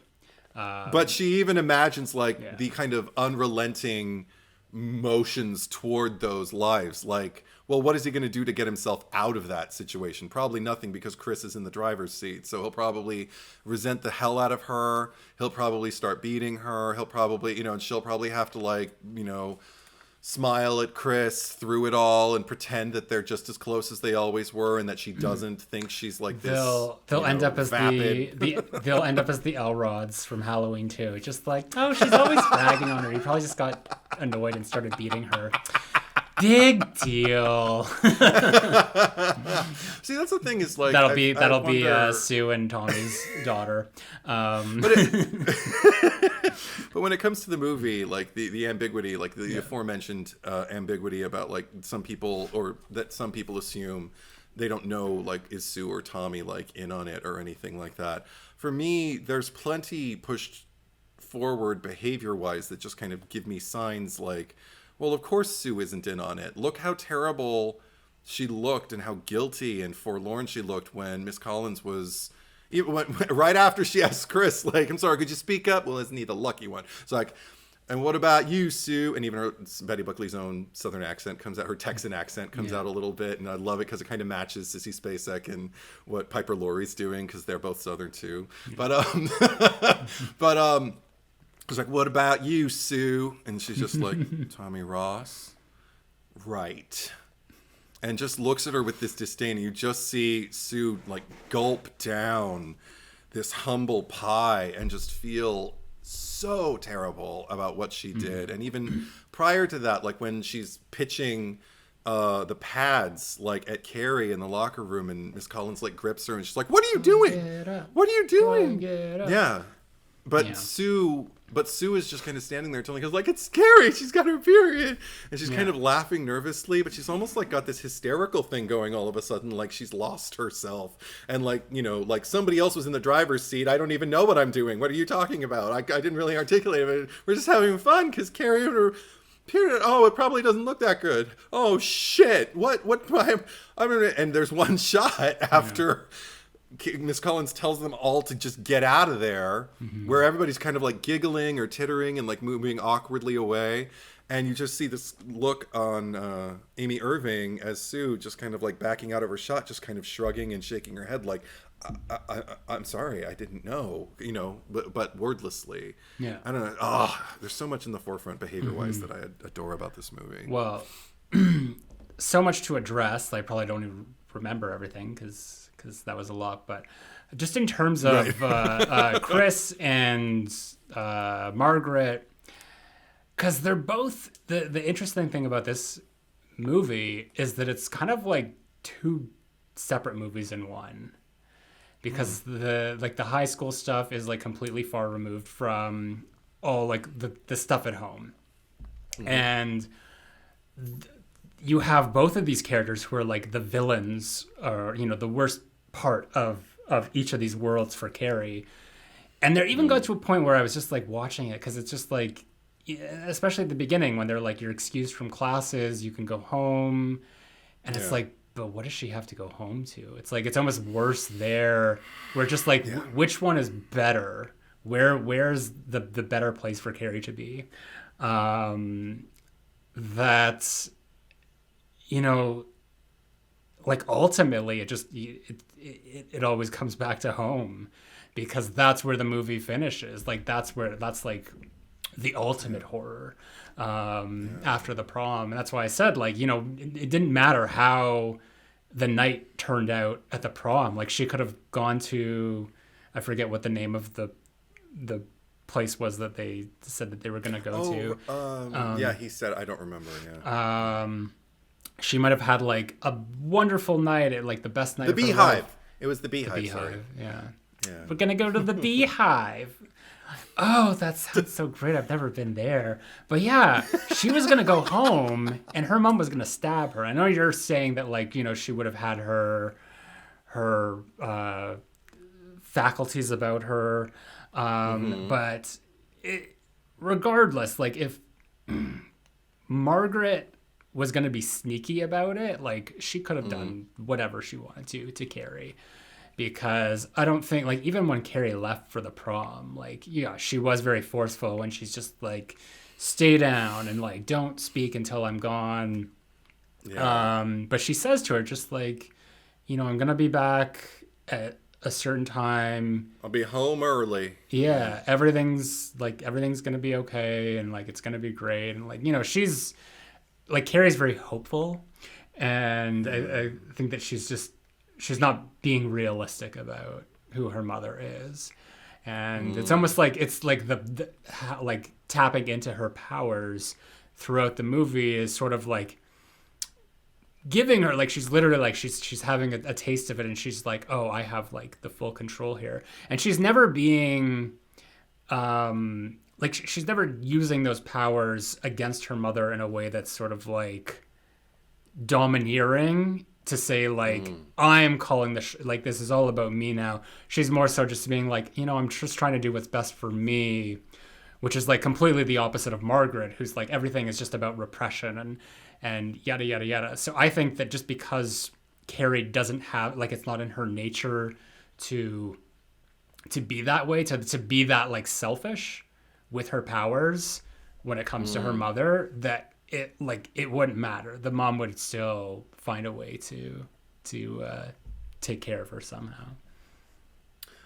Yeah, I mean, all this alternate universe talk, The this alternate Carrieverse. timeline. Yeah, I mean, it would depend on a lot of other like factors, like, you know, Carrie moving out and everything like that. Oh God, don't get me talking about the TV movie. But I mean, I just think in terms of like her interactions with them, if she could have like broken away from her mother, because if she could have gotten out of that residential setup as soon as possible, who's to say? I don't know if Margaret would have left the house to try and kill her. I think the confinement of that incredibly designed home, which I want to talk about also just from a design standpoint, the interior and the exterior. I can't remember I think he was an AD on this. Sissy Spacek's husband was. He was actually the one on set squeezing the blood in her hand in the shot where you see the blood fall below one thigh onto another. And because, you know, he's her husband. She can trust him, like, having his hand near her naked body. And but he was in charge of, he was scouting locations for the exterior for the White household. I don't want to call it the White House, but for the White household. And one thing that he discovered about the exterior of their home that I notice every single time I watch the movie now is the asymmetry of it. The fact that things don't seem to line up, like the way something is on one side never seems to kind of like mirror the way it is on the other side. So there's an imbalance to it. And once he noticed it, he couldn't ever unsee it. And so I appreciate that. But also just the interior. Because here I was talking about like the authenticity, like the authentic feel, like in the schools and like even in the Snell household, like that's clearly a functioning house, because you can see like, you know, the driveway and you can hear the ambient kind of like bird song and everything like that. You can see the sunlight streaming the way it does like an afternoon after, you know, a school day. You get into the White household and it's clearly a set. But even more than that, the way it's shot, because it's a set and not like a practical house, you can remove walls and you can back up and you can get these really, really long proscenium shots. One of my favorite ones is after Carrie's eavesdropping on the phone call Margaret White gets from the school. Carrie walks down the steps when Margaret summons her. She's like, I know you're listening. Come downstairs at once. And she does. And you see the camera just kind of pull back and you see Margaret White way in the background and Carrie in the foreground walking down the staircase, and you get to see those wonderful sharp, almost pious arches that they have, those really harsh, sharp ones that look like a temple or look like a church or some other kind of like place of worship. And it's just all of a sudden you're in maybe like you were saying, like another movie. Like here we've been largely naturalistic up until this point, and now we're kind of like in this grand theatrical setting where even the acting is different because of Piper Laurie's, you know, to the back row. And I love that she interpreted it that way, because I prefer experiencing that Margaret White to the one that she read the first time she read the script, which was the Margaret White of the book, which is, I mean, I don't mean she read the book, but when she read the script, she thought, this is so heavy and so like just melodramatic. I don't want to do this. And her husband said, you don't understand, Brian De Palma makes comedies, like, I mean, at their heart, like dark comedy. She's like, oh, I read it the wrong way. Okay, so she read the script again thinking this is a comedy, and when she read it in that tone, she thought, oh, I can do this.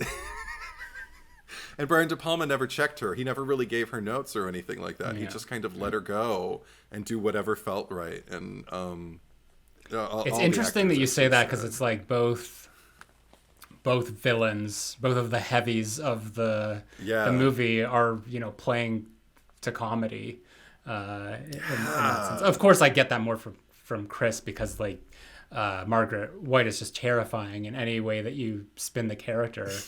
But the thing that I noticed from the house, because it obviously is a set, because the like the second story is, I don't know what you'd call like I forget the term for it, the architectural term, where like the windows are kind of like jutting out in their own little triangle space thing there, because it's almost like it's a cross design, because there's like, you know, one on each side, unless there was that was the asymmetry that they weren't on the other side. But when you go upstairs in the movie, there's like this huge space, and there's like clearly like there's at least like Carrie's bedroom, and there's a bathroom. Like in the center of this like huge room where there's like mannequins, or just the one mannequin, but you know, it may as well have just been like the Halloween 2018 room. Yeah, I mean, we get just as much of a feel for the dimensions, for the for what the space is exactly in this movie as we do in Halloween 2018. Yeah, so it definitely does create this disorientation of like going inside the house from how it looks outside. And I also noticed like a lot, like especially more so at the beginning of the movie, I found that this kind of like went away after the first act, was this sort of like haziness, Vaseline lens thing that they had going on. It was like especially evident, like, you know, when Carrie's walking home and the kid's on the bike and she's like, creepy Carrie, ah! And then when it shows him, and it's almost like he's got this halo around him, and then in the next shot she's walking to the house, and it's the first time we see the house, and it's like the whole screen is just like blurry in a way, and it's almost like reminiscent to the end of the movie, the Sue Snell dream. There's just like, are they trying to say that this is all just a dream? Like, when does it's like Nightmare on Elm Street? When does the dream begin and end? I think it's probably just a side effect of shooting at a particular brightness in the afternoon outside. I don't know. Maybe that's a part of it. But and maybe that was the lens they had on that particular day, and they were like, just shoot it. Yeah. But maybe they're just waiting for it to burn off or something. But you're right. There is a particular haste. Maybe that's why Brian De Palma felt the need for the final sequence with Amy Irving, the dream sequence that we don't know the first time we're watching it is a dream sequence, although she's barefoot and everything. But he shot it backwards, or staged it backwards, and then ran the film in the opposite direction, and that's what we're watching. But Amy Irving was actually walking backwards, and instead of kneeling down, standing up, and all that stuff, just so it could have an extra dreamlike quality. Maybe he noticed that himself, because Brian De Palma's got a great eye. So I have a feeling maybe he saw the shot of, I believe that was his son, the boy on the bicycle, Cameron De Palma, who, creepy Carrie, and that's Betty Buckley's voice, the gym teacher, Ms. Collins, going, oh. Because if you hear that voice and then you see his reaction when he's looking at her, he does a really good performance too. Yeah. It doesn't match up. That voice does not come out of that boy.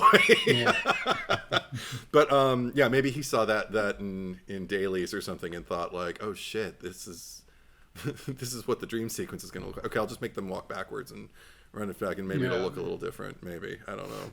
But another thing I appreciate in terms of what he was able to capture is the after. I mean, there's so many sequences.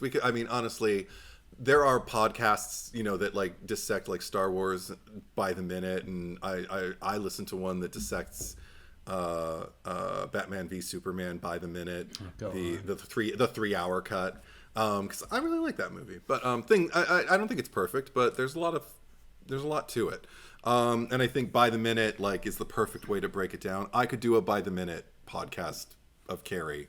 Who would you do that with? Go.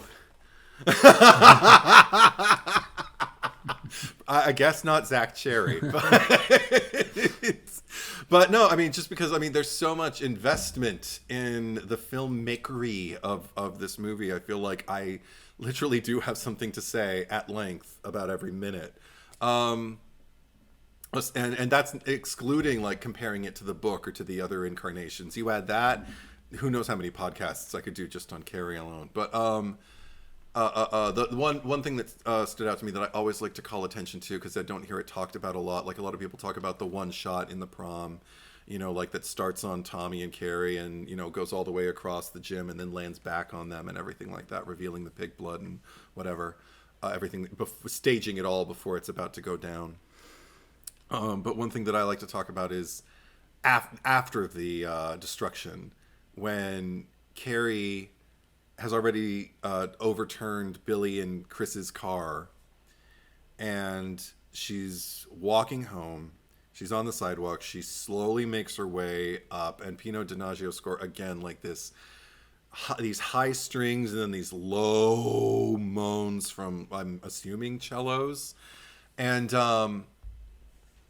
she's just slowly treading up the steps, and then slowly making her way with this now kind of with these votive candles, like, you know, who knows how many candles are in that house, and this weird kind of grand procession march, like this religious march that she's almost making up the stairs to her room. But then once she finally makes it up to the room, again, another proscenium shot of, you know, a lot of upstairs. Like there's the bathroom in the background. There's the reveal that's coming. If you don't know that Piper Laurie's standing there, you get the reveal with the light on her as Carrie makes her way through into the bathroom. But as she's walking up the steps, everything about it suggests a silent movie to me. Like, I just think about German Expressionism and Nosferatu, or Cabinet of Dr. Caligari, and just Caligari. And Carrie, because there's something about Sissy Spacek's stance and the fact that it has been wordless. We have been, like, following her from the sidewalk for minute upon minute. Maybe it feels like it takes a long time. And just the way she's kind of got her back arched, and the way she kind of looks at herself, and the way she's not quite in silhouette because she's also kind of backlit, and then there's another light coming in from the side, so she's casting this long black shadow on the wall to her right. And I just, oh my God, I can drink it in every single time it happens. It is like some of the most luscious imagery being delivered with some of the most beautiful score accompanying it before I break down again and she has to wash the pig's blood off of her in the tub. So we go from something that feels very classic cinema to something that feels very contemporary at the time, like very 1970s raw, no, you know, very little score, and just watching a poor girl wash herself and cry, you know? Yeah. So Interesting you bring up that, she hasn't said anything for a very long period of time. I think the last thing she says is to the devil with false modesty. The devil. Yeah. Yeah. It's almost like she was sealing her fate by letting the devil in.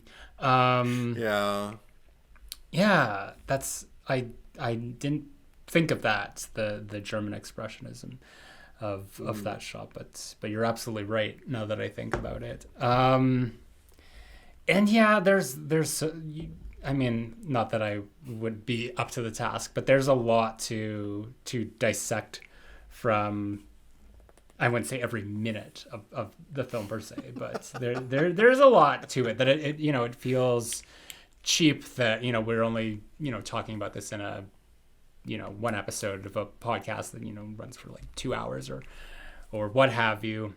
But there are a lot of moments to unpack and discuss, and I could never stop. There's one thing I wanted to ask you about, because how old were you the first time you saw this?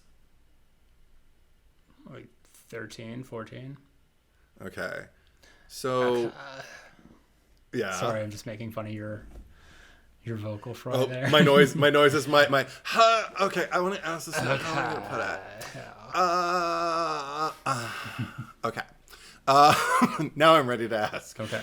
When you were 13 or 14, and that scene, that, you know, the comedy scene, the vaudeville sketch between Billy and Chris when they're in the car, and when it finally gets to the proposition part, where she's like taking his hand and putting it in her mouth. And then she like leans down and we hear the unzip of his zipper. And she's got both of her hands somehow, I think, on his shoulders and her head down, you know, below the camera. And you just hear, you see him get into a position and you hear her going, Billy, Billy, Billy, Billy, Billy. When you were 13 or 14, what did you think was going on? Did you think she was just breathing on his stomach, or? No, she was giving him a blowjob. While going, Billy, Billy, yeah, Billy. It's movie magic. Because hands across the board, every person I've ever screened the movie for, seeing it for the first time, when they see that scene, they're always like, wait a minute. So is she blowing him or not? Because it doesn't sound like there's anything in her mouth. And I just imagine an alternate universe where there's a cut of the film where, Nancy Allen is just going, boy, boy. So maybe it was like ADR that they were just like, okay. Oh, it was definitely ADR. I have a feeling it was originally intended to be a blowjob and that she wasn't supposed to be saying anything. And then maybe the censors got in on it and said, we need to know that there's nothing in her mouth. So they went back in ADR. I don't know this. I can't prove it, but it's just a theory. I thought they have a theory that Nancy Ellen had to go in and just say Billy repeatedly, breathily, before she's like, I hate Carrie White. And just so people wouldn't think that she, was going down on him. But the way I solve it in my headcanon when I watch it now is I think she's just breathing on it. She's teasing him. She's, she's just breathing. She's giving him a preview. Like, exactly. Like, I'll do it, but I'm just kind of like teasing you because I hate Carrie White. And then once he says he'll do it, she does it. You know what I mean? Yeah. I think it was an exchange of service Interesting. for goods. Services, exchange of services. Anyway. Services, yeah. What's the good? Yeah, no, I did not think about this. This was Stephen King's first book, right? Yeah, it didn't even start off as a book, though. He wrote it in installments for a magazine, and because he was doing that a lot. Yeah. And he came up with the idea. He wrote the first, I think, chapter or treatment or whatever, threw it away because he was inspired after working in as a janitor in a college. He would clean up girls' locker rooms, and he was fascinated by, number one, kind of like their weird social dynamic, and number two, he had to refill the feminine napkin dispenser. And he was terrified of it. He was like, he was always uncomfortable. He always felt like it was something he shouldn't be doing. And that's kind of the way he felt when he first started writing it, because he was like, I feel like I'm writing about this very precarious time in a young woman's life. And he had read an article that said that sometimes, that usually for women, they tend to kind of like thrive in their gift of telekinesis when they begin their menstrual cycle. And so he wanted to write something about that. He saw the dynamic socially in the locker room, and he knew two girls that he himself went to school with when he was at separate times in his life. But when he was a boy, I think, once in grade school and then again like as a teenager. Two separate girls who were the inspiration for the character Carrie White and for her outcast kind of like prototype. And okay. He started writing it. He lost faith in himself. He threw it away. His wife, I don't know if this was usual at the time, if he'd throw something away and she'd pick it up out of the trash and read it, but she read this and she really liked it. And she brought the pages back to him, and he's like, I threw that away. And she's like, no, keep writing. It's really good. There's nothing else like it, and I'm hooked. So he's like, oh, okay. And he ended up writing it in installments and then finally made a novel. Because he wrote enough of it that there was the beginnings of a novel. So I think he just had to fill in the blanks after that, and that's what ended up becoming the novel. Because even the way the novel is presented, it's a dossier, about everything that happened the night of the prom. Because Carrie doesn't just destroy the gym at the high school, she destroys the town. Yeah, I mean, as is the case with most Stephen King adaptations, there's a lot of liberties taken. Yeah. But yeah, this was Necessarily so. this was his first novel, so this was the first movie adaptation. And they incorrectly spell his name as Stephen with a V. But I guess the next one would have been The Shining. And we all know how he feels about that. Yeah. No, he actually, it's interesting because those two are kind of like the opposites in terms of like the way he views them, because with Carrie, he has gone on record. I haven't seen him say it myself, but the rumor is that he credits the movie as being better than the book. He thinks that the movie builds on what the seeds he planted with the book, and develops them and makes them even more accessible and even scarier. I'm of two minds about that. I can see what he means, but at the same time, I think the book is pretty fucking great.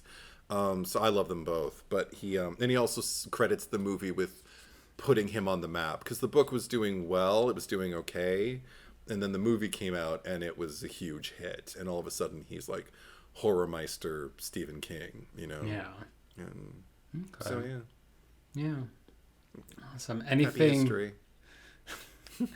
anything you want to say about Brian De Palma? Because we sort of talked about him, but I mean that I feel like I dance around it because otherwise I'm just going to be doing what we think Chris was doing to Billy, to Brian De Palma, because I honestly I feel like I only have praise based on the results. There were some turns he took as a filmmaker that filmmakers, I talk about this often with like filmmakers of the 70s in particular, like the length to which they went to create realistic, quote unquote realistic responses to particular things, particularly acts of violence, like the slap from Betty Buckley to Nancy Allen.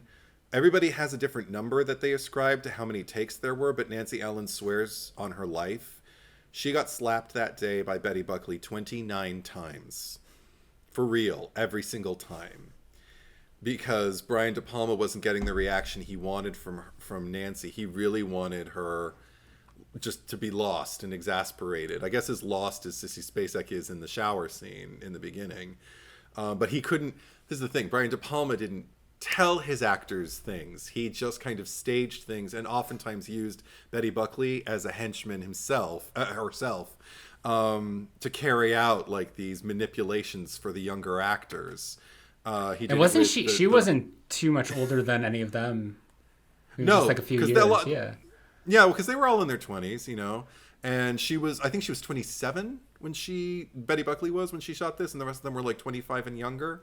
So did they just like age her up with like makeup? And because I know her makeup is like it's a lot more mature, we'll say, than like a high school student's. I also think her demeanor, like even if I've seen pictures of her when she was very, very young, and she always seemed to kind of like carry herself in a mature way. She's got like a very, very large face, mature, but also just like she's got a very, very large features, like a very, very large framing of her face. That everything's very separate and beautiful, but it looks like an older person. She just even when she was young, she looked older. But like we were talking, I talked about Amy Irving, her performance. She's feeling terrible and everything like that. Brian De Palma wanted Amy Irving to well up while she's being berated by Mrs. Collins, and the way I can't talk anymore. The way Amy Irving tells it, the way Irving tells it. Irma Davis was up for a role in this movie too, but Irma Irving was in Carrie, and the way she tells the story, she says all he needed to do was tell me, I'd like you to well up in the next take, and I would have been like, okay, give me a moment, and then I would have welled up for him. But he, for whatever reason, took Betty and had her off camera, and we had been carpooling together, Amy Irving and Betty Buckley, for a long time in the shoot up until that point, and they had a lot of really personal talks while they're stuck in traffic and stuff like that. So Betty Buckley knew a lot of Amy Irving's like intimate details, like about, her feelings and her aspirations and stuff. And Betty Buckley just started tearing her down and telling her horrible things about like how her dreams are never going to happen and what a loser she was and how stupid she is and like just horrible, horrible things. Like on the set. On the set. That is what is happening in the reaction shot, where Sue Snell is like welling up and looking terrible. Betty Buckley is yelling horrible things to Amy Irving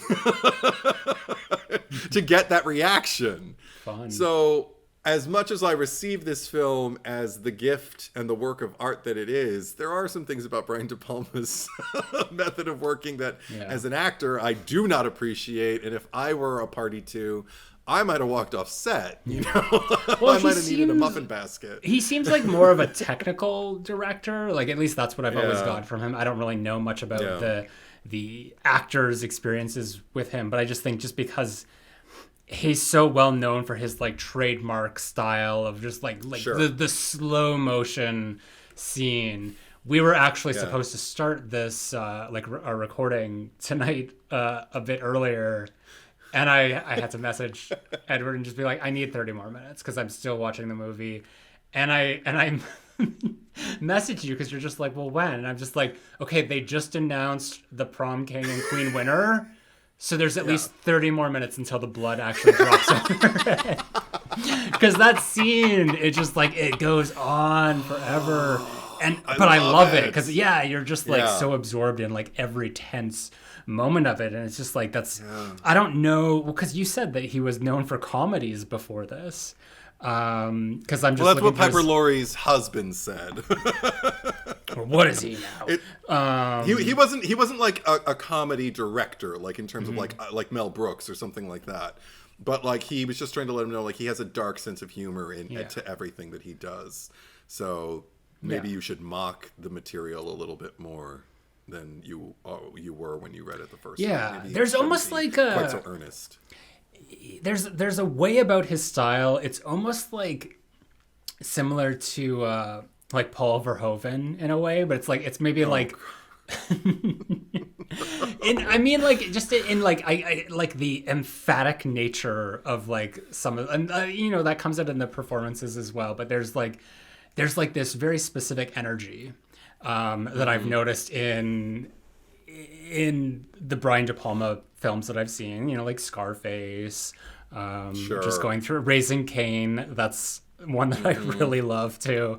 That it's just like, they have those moments that's just like, it's almost like over the top camp, but done in such a refined way that it doesn't feel like it. I feel like with Paul Verhoeven, it's like he doesn't have that ability to refine it, but it's still like it's the same energy, if that makes sense. I think the connective tissue for me between Brian De Palma and Paul Verhoeven is maybe a fever dreamy aspect to at least what I've been exposed to from both of them. Like, I mean, I'm with you as far as the theatricality and everything like that, but then I also think about like the things that occur to them and that they put on camera. Like, I'm thinking about Showgirls and Hollow Man and arguably even Basic Instinct. But I'm also thinking about, for Paul Verhoeven, but I'm also thinking for Brian De Palma about, I think maybe his most fever dreamy for me is Sisters, with an incredible performance from Margot Kidder. But because I still don't know when that movie ends, what the fuck I just saw. But I need to see it again now that I think about it. And even Phantom of the Paradise is really broad. It borderline cheese with how campy it is at times. But it is done with like this refined... Again, it's so incredibly Brian De Palma that I thrive on it. Like, I gravitate toward it. I'm magnetized by it. With Paul Verhoeven, I'm a little bit more at arm's length, but I do watch. I do. I don't devour it the same way I do with Brian De Palma, but I do think there is something to this parallel that you're drawing between the two of them. And I mean, also the fact that like a lot of their movies are, kind of do dive into like maybe that like sort of like erotic thriller in a sense too. They have that in common. The last movie I've seen of his, because he hasn't done a lot in the last 23 years, but the Black Dahlia, that was the last movie I saw of his, and it wasn't great. I know that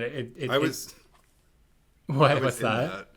Were you really? I was an extra. You can't see me. I don't even know if the scene made it into the movie because I never saw the movie. But I saw Josh Hartnett in person, and I got a free haircut because they wanted us all to look from Josh Hartnett.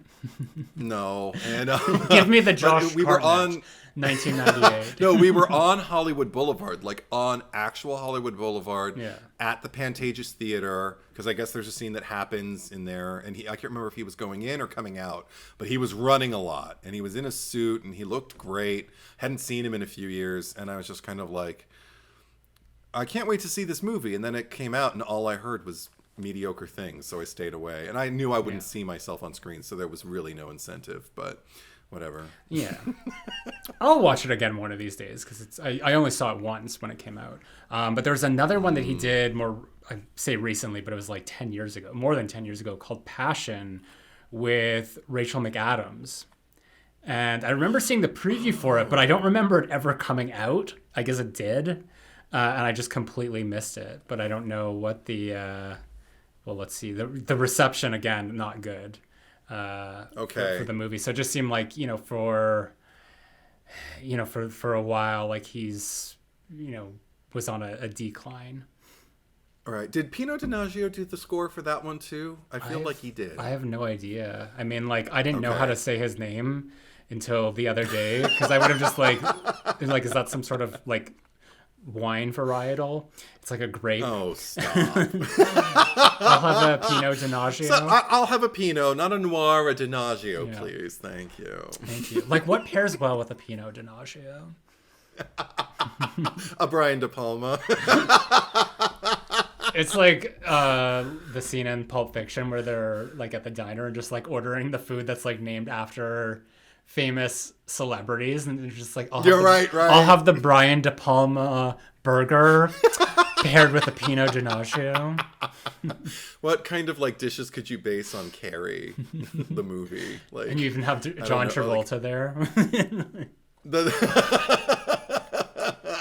The Billy Nolan beer battered wings. I don't know. Like I still want like a Scream movie to just like, they can do it in like Scream 7, or someone will go to Sam like, who's your father? Billy Loomis. I'm sorry, could you speak up? Billy Loomis. I want to hear, you know what? Thinking about dishes, I just thought of an ingenious one. I want to share it with you. Yeah. Look at all these pigs in a blanket. Hey, that's a dish. Oh, wow. Apparently Pino's actual first name is Giuseppe. Oh. So okay. The more you know. Anyway, since Pino is short for Giuseppe. No, it's not short for it. I think that's just like his like name. Like, it's literally like in quotation marks in the middle. Yeah. Oh, okay. Well, it could be. Like, people say Peggy for Margaret, like, and Sure.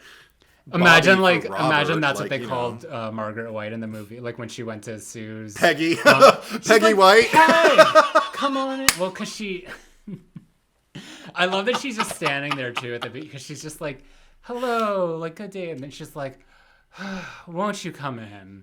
Like, Priscilla Pointer as Mrs. Snell is so fucking good. I love her in everything. I love that woman in everything. Anyway, I was gonna say, since we're kind of going off on tangents here, shall we wrap it up? Yeah, why not? All right, let's get to the cherry picker. It's not like we kill people on purpose. First order of business, we need a cherry on top. This, I don't know. I have my pick. So okay. I don't know, like, cause this is a weird movie, to pick a cherry on top, but I personally, I would go for Miss Collins. Explain. I just think that she's sort of like, the entry point into the movie for me, because I feel like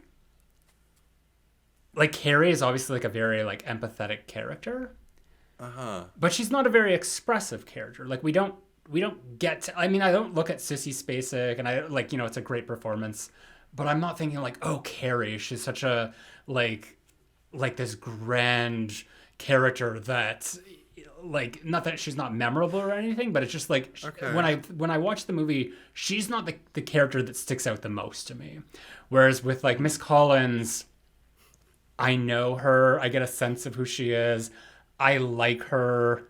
I like that she likes Carrie. I like everything that she's doing. I like that she's like protective of her. And I like the fact that she's abusive to these like snotty bitches and literally like slaps Chris across the face and revokes her prom ticket. I don't know. She's just sort of like, she's like my personal hero. And I'm with everyone like in that moment when she gets the thing swung on her. That's probably like the most tragic moment of the movie, because it's just like, no, not her. Not she's also Miss Desjardins. She's also what? Mademoiselle Desjardins. She's also the victim of like this kind of Rorschach test that I was talking about earlier, in terms of I've seen interviews with Brian De Palma himself saying that people have come up to him talking about the movie, asking him, why did you have Miss Collins laugh at Carrie in the movie? Because they, I guess, don't see the kaleidoscopic effect that he put in as Carrie's own, inner eye, like, like what she is perceiving rather than like what's actually happening to her. So I guess it just doesn't pay to be artistic sometimes and to show things as they might be inside one character's perspective, as opposed to like, just the way they are. Because I never thought Miss Collins was actually laughing at her. There's only a specific few people who are laughing, and that's obviously like Norma's crew and them. Because if you look at like, because Norma, she's like the first one that like starts laughing, and she's standing next to, don't know the character's name, but the girl who is like very nice to Carrie. She's just like, oh, like, just trying to like be friends with her and her date. And they're looking stunned, and Norma like slaps the one guy on the chest, like, "Why aren't you laughing? Like, come on, like." Exactly. And then Helen, played by what's her face, who I just know as the secretary from Ferris Bueller's Day Off. Edie McClurg is the actress's name. I adore her. Right. Yeah. She's the one sitting with PJ Souls when she's got her hat on her dome, and she's got all the other electrodes attached to her. It's like, what? Or something. She's got, what? Yeah. What are you talking about? What? A sackcloth? Like she's got that wicked stepsister laugh. Like she's laughing. Like, oh, like the mean girls and like the bullies are laughing, but nobody else is. Yeah. So it's just like, it's literally just like in her perception, because we know that like everything we've seen from Miss Collins is just like, even her reaction, because that's the first thing we see when the blood spills. So, maybe it's just, maybe the movie's too highbrow for some people. But I mean, again, like the Sue Snell thing, like, because that still confused me. And now I watch them like, okay, but that's because I've seen it so many times. But on a first viewing, it is odd. It is very peculiar that she would go there, because she hasn't really vocalized a lot of like the things that she's doing, because like, she says, I'm fine with like staying at home. So for her to like get up at the last minute and go without really elaborating on that beforehand, it is rather suspicious. Oh, I always just thought like, she wants to make sure everything went well. And then I see the expression on her face. I'm like, that's why you went, when she's smiling during the still kind of like, beautiful, like Vaseline on the lens tinged idealism of Carrie's win. Yeah. But, and I'm glad, just really quick, I'm glad you mentioned Sue's friend, who, when they're on the ladder decorating for the prom and everything like that, and she basically kind of gets assigned to be friendly to Carrie, but she seems like an inherently nice person. She was another person who stood out for me. I've always noticed her, but she stood out for me with this viewing, just because I realized how comforted I am when she is complimenting Carrie on her dress and impressed that she made it and everything like that. Yeah. And Carrie's just kind of like, I'm just nervous. And she gives her kind of like a little hug and says, it's all right.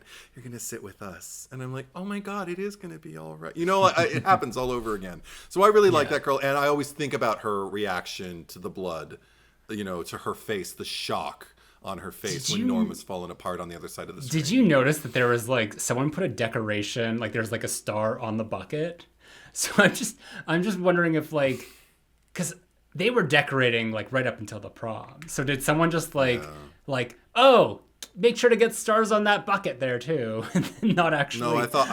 No, I thought Billy did it. Oh, just to make it blend in. Yeah. Yeah. Because I think he's more goofy in the movie than he is in the book, but he's still fucked up. Yeah. He like so okay.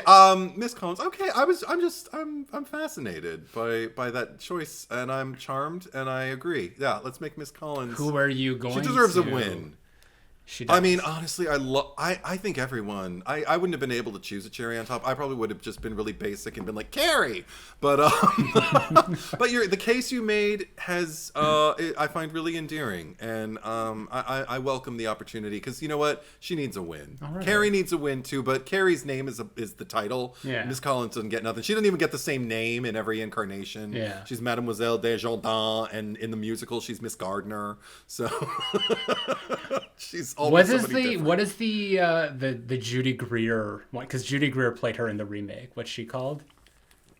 In that, I think everybody in the remakes sticks to I think they called her Desjardins. Desjardins. Miss Desjardins. I think what's the bank? What's because there's a bank with that name. How do you say that? There's a bank with that. I think there's a bank called Desjardins. Maybe in France or Canada, I don't know. Maybe it's a Canadian. Yeah, I thought. Yeah, maybe it's a French Canadian thing. I don't know. I haven't seen it. I'll let you know. Desjardins. Anyway, maybe in Maine. Maybe in Maine, where the original Carrie story took place in Maine. Where is it set in this one? It's not set in anywhere in particular. It's set in Bates, like it's Bates High School. And there was another place where it said like Bates something or other, like Welcome to Bates. I don't know. For all I know, that's like a Psycho reference. So it totally is, because Brian De Palma is a huge Hitchcock fan. Oh, obviously, yeah, he's been accused, obviously. Anyway, so Cherry Picker. Last week we asked you who deserves to die the most in Hereditary, and this was a different poll because we had Andre, our editor, joining us. So his nomination was for Joan, just Joan. There's no last name. I nominated Ellen Lee, who's the mother of Tony Collette's character, and you nominated Charlie, the creepy Charlie.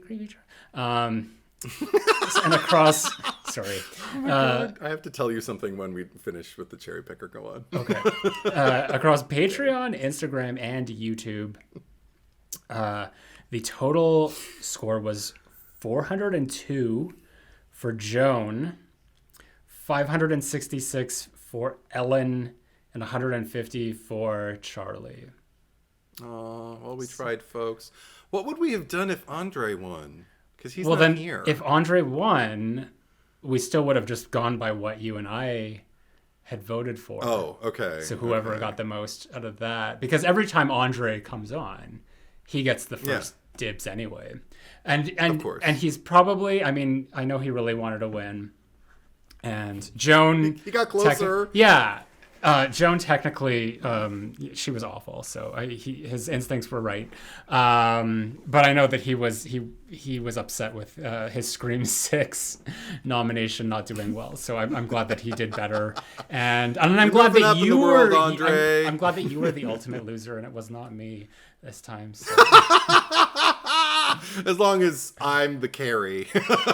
Sure. What did you want to, before I read the comments, what did you want to tell me? Well, because you said creepy Charlie, and a thought occurred to me while I was watching the movie Carrie today, because we had just come off of Hereditary the week before. And I was just thinking, like, oh my gosh, there's an odd kind of, like, Margaret White has, like, this weird symbolism in her head. Like, she's making up things about the first sin was intercourse when the first sin was the sin of lust. And, you know, she's got, I don't know, she's got all these rules that she makes up and stuff about, like, you know, to keep Carrie, like, in her hole, you know, like in her little shell and everything. And I just wondered, like, is this, like, what happens to Payman after, like, his, you know, there's no other, like, there's nobody else, like, there's a bunch of people worshiping, but Joan seems to be kind of, like, leading the charge now because everybody else is dead. So I'm like, what if Joan tries to, like, raise Payman with all of, you know, and indoctrinate Payman with, like, here, this is all this stuff and this is what you have to do, but Payman just wants to go to a prom. So what if Payman's got these, like, special powers, and what if Payman doesn't believe all of this stuff? And what if Joan, what we already kind of touched on it in the pod for Hereditary, but what if Joan really is, and everybody in all those pagans are all just, like, making it up?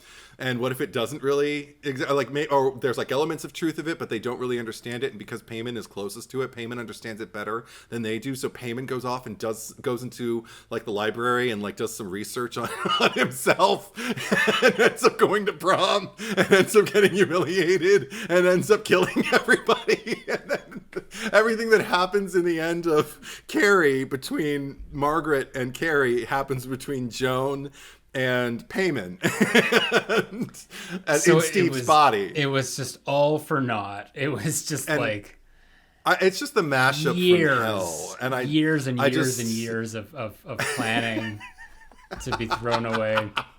We already said that nothing was going to work out for them anyway because of COVID. You know, like the general populace of the planet Earth does not care about apocalyptic things. They would look at, like, the rise of Payman as just like, okay, cool, but, like, we will be able to, like, go out and, like, eat in restaurants, right? You know, like, that's the priority.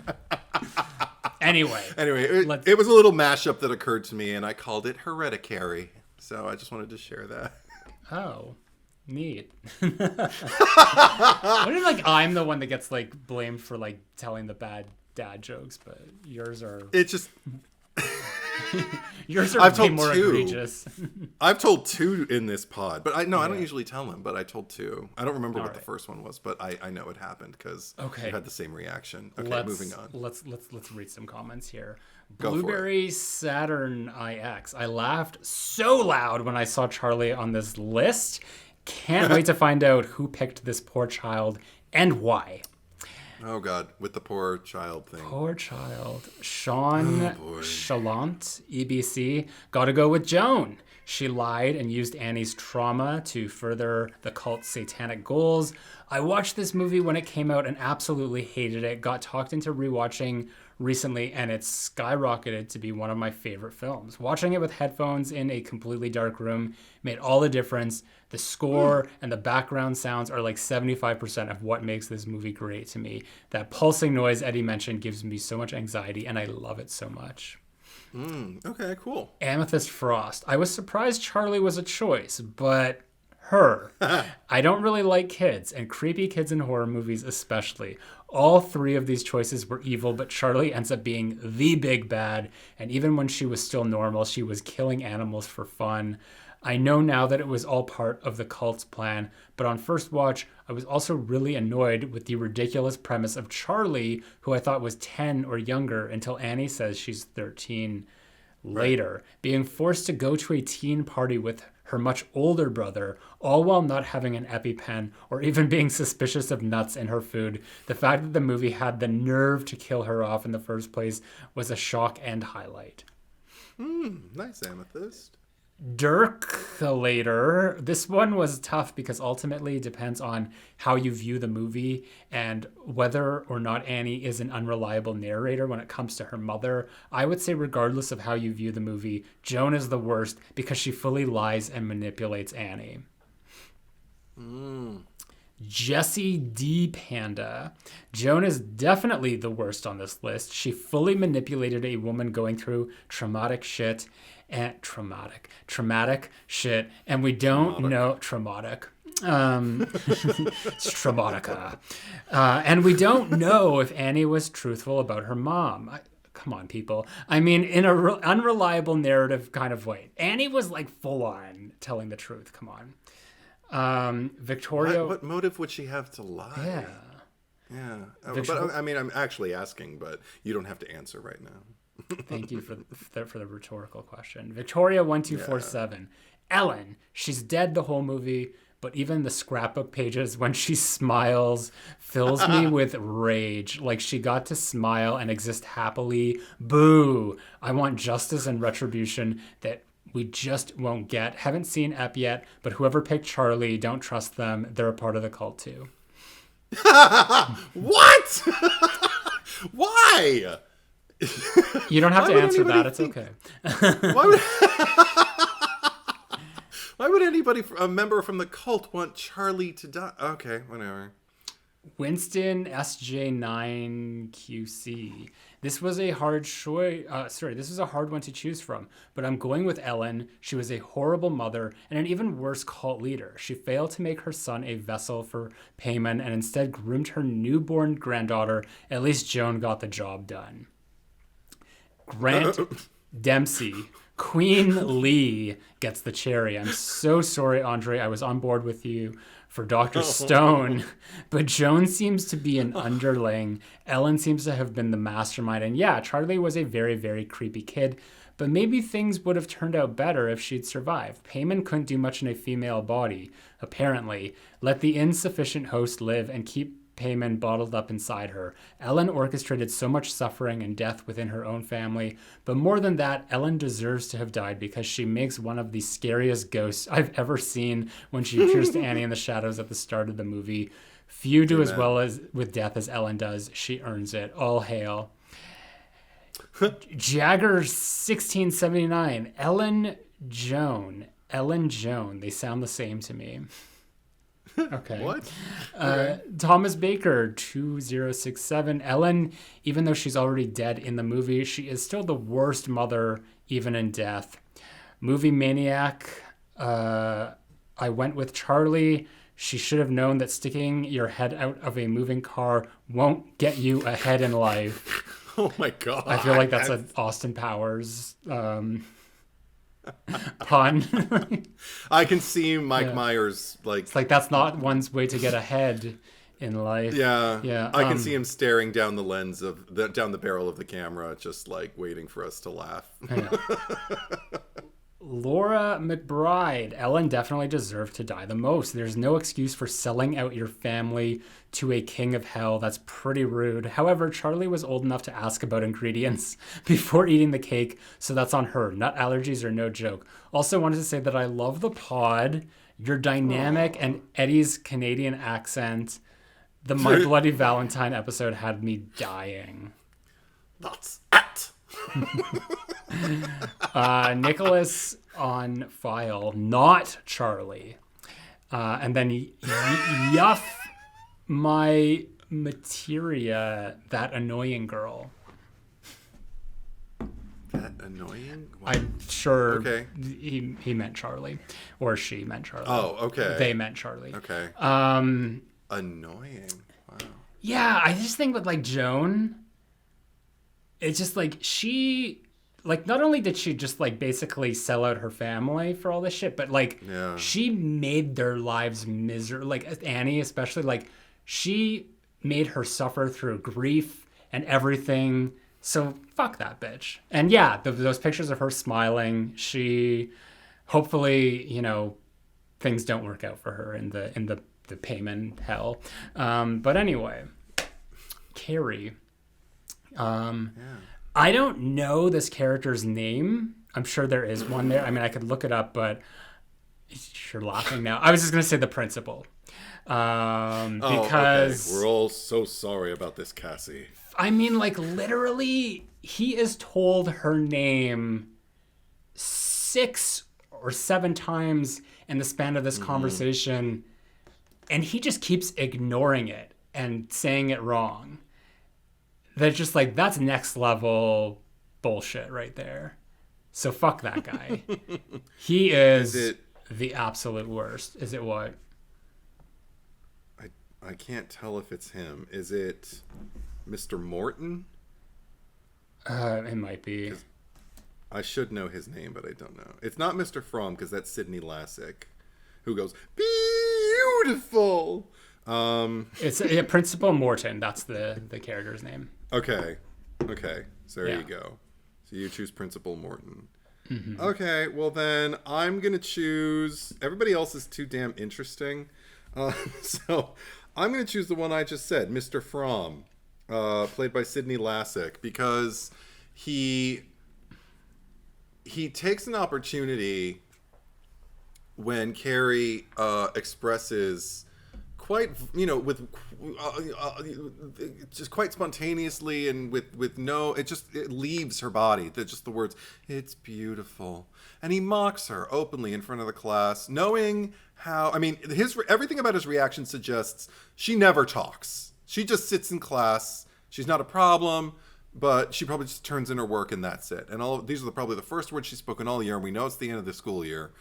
And it's just like, beautiful, beautiful, amber waves of gray and everything. And you can see it grating on Tommy too. Like he's laughing and, smiling with his friends and joking, and he's in on the joke. And then all of a sudden Mr. Fromm starts making fun of Carrie. And we get that wonderful 2-shot with Tommy's face in the foreground and Carrie just mournfully looking like a disappointed Madonna. Not the pop singer, but, like the Virgin Mary. Just beautiful, just like in the background, but somber. And you just see Tommy just looking so like, dude, why do you have to do this? And he says, you suck. And Mr. Fromm comes back in with like, what? Did you say something, Tommy? He's like, who, me? He's like, yeah. And he's like, yes. And he's just like, I said, aw, shucks. Almost with a southern accent as well. So there you go. But Mr. Fromm, also because this is the thing. Okay, I have never mentioned this before with anyone, and I think about it every single time I watch the movie, Zach. When we're stuck in the slow motion of Carrie's win for prom queen, and we pan across the crowd, there is a shot where Mr. Fromm is standing next to Miss Collins, and they're both applauding. And she's smiling, and she looks at Mr. Fromm and kind of smiles at him and then looks back at the stage. He is leaning creepily toward Miss Collins, looking at her like this. If you're not watching this, you can't see my face, but it's just, his lips are kind of pursed, and he looks, I don't know what he's looking at her. I don't know if he drank too much, and he's just like, can't stop staring at the pretty lady to his right, or what, but he's looking at, or maybe he's looking at her like Carrie White, really? I can't tell what it is, but it creeps me out, and I always feel Miss Collins avoiding his gaze and trying just to kind of divine herself from this creepy moment by focusing on Carrie's happiness. So because for those reasons, he makes me uncomfortable, and I do feel happy when he gets electrocuted and sets that background on fire. So I think he deserves to die the most. Gross. All right, you do get better, it. You don't glom to the Fromm. People are gonna be pissed we didn't choose Chris. No, she's too fucking entertaining. She is. Yeah. And Nancy Allen, I love her more for playing this role. Mm-hmm. And that doesn't mean she doesn't deserve to die. I love watching her play this role. It's amazing. Yeah. So there you have it. You can vote for Principal Morton or Mr. Fromm. Fromm. 2 M's. And you can vote on Patreon, Instagram, and YouTube. If you are supporting on Patreon, you can go over to my Patreon. That's Zack Cherry, ZACCHERRY, and you will get early access to all of our episodes, which is almost like 5 days before typically. If you are supporting me on the Freddy Krueger tier, you will get access to our monthly bonus episode that we do, the Cherry Picker After Dark. So there's a back catalog of tons of episodes that we've done that are all really great, but this month we're going to be covering Cruel Intentions, which is a favorite of ours from the late 90s, speaking of. But it's just, it's all very much appreciated, whatever support you can offer, because it does go towards making the podcast better and helping with my main channel. But you can also vote on Instagram, so follow us there at the Cherry Picker Pod. And if you are new to the Cherry Picker and you are listening to us, you can go over and subscribe on YouTube at the Cherry Picker. And if you are watching us on YouTube, you can go to the RSS feed link in the descriptions down below, and you can listen to us instead if you've had enough of looking at us. Either is fine. With that said, Eduardo, where can they find you on social media? You can find me at Instagram, Letterboxd, and what's the other one? YouTube. Edward is Truth, one word. Just type that in, and you'll find me. If you look for it on any other platforms, I've been getting alerts that a lot of people are like friending me or following me, whatever you do, on Snapchat, because I think I still have an old account. And I think I'm going to delete it. I mean, I'm sorry. If you're listening and you followed me on Snapchat and you found me and it's me, sorry. Because I'm not on it. I don't understand the point. What about you, Zach Cherry? Great. You can find me on Instagram at RetroBitchFace. You can find me on Twitter at ZachCherry8. You can find me on Snapchat, Zach Cherry. And again, my main YouTube channel, Zach Cherry. What have we... Sorry, we're running long here. What have we... Also, sorry. And thank you to Andre Felix. We've mentioned him several times, but he is our podcast editor and occasional guest. And we appreciate everything he does. And even more so when he comes on here. So thank you, Andre. Yeah. What have we got going on next week? Pray tell. Okay, shit. It's the one with... wait, it's the... What are we doing next week? So you just heard me say that we're running extra long, and you started to entertain the fucking questioning and all that. You could have answered my question and we'd already be there, but you I threw know, it out but I too. have to call you out for this bullshit. Well, hypocrisy is the word of the day. Is my middle name. Thank you. Throw in a little passive aggression. Zach, what are we doing next week? We're going to be doing Insidious. Oh, that one. Okay, yeah, we're doing all Insidious. The S's in there. Insidious. So look forward to that. Thank you for watching. Thank you for listening. And we will be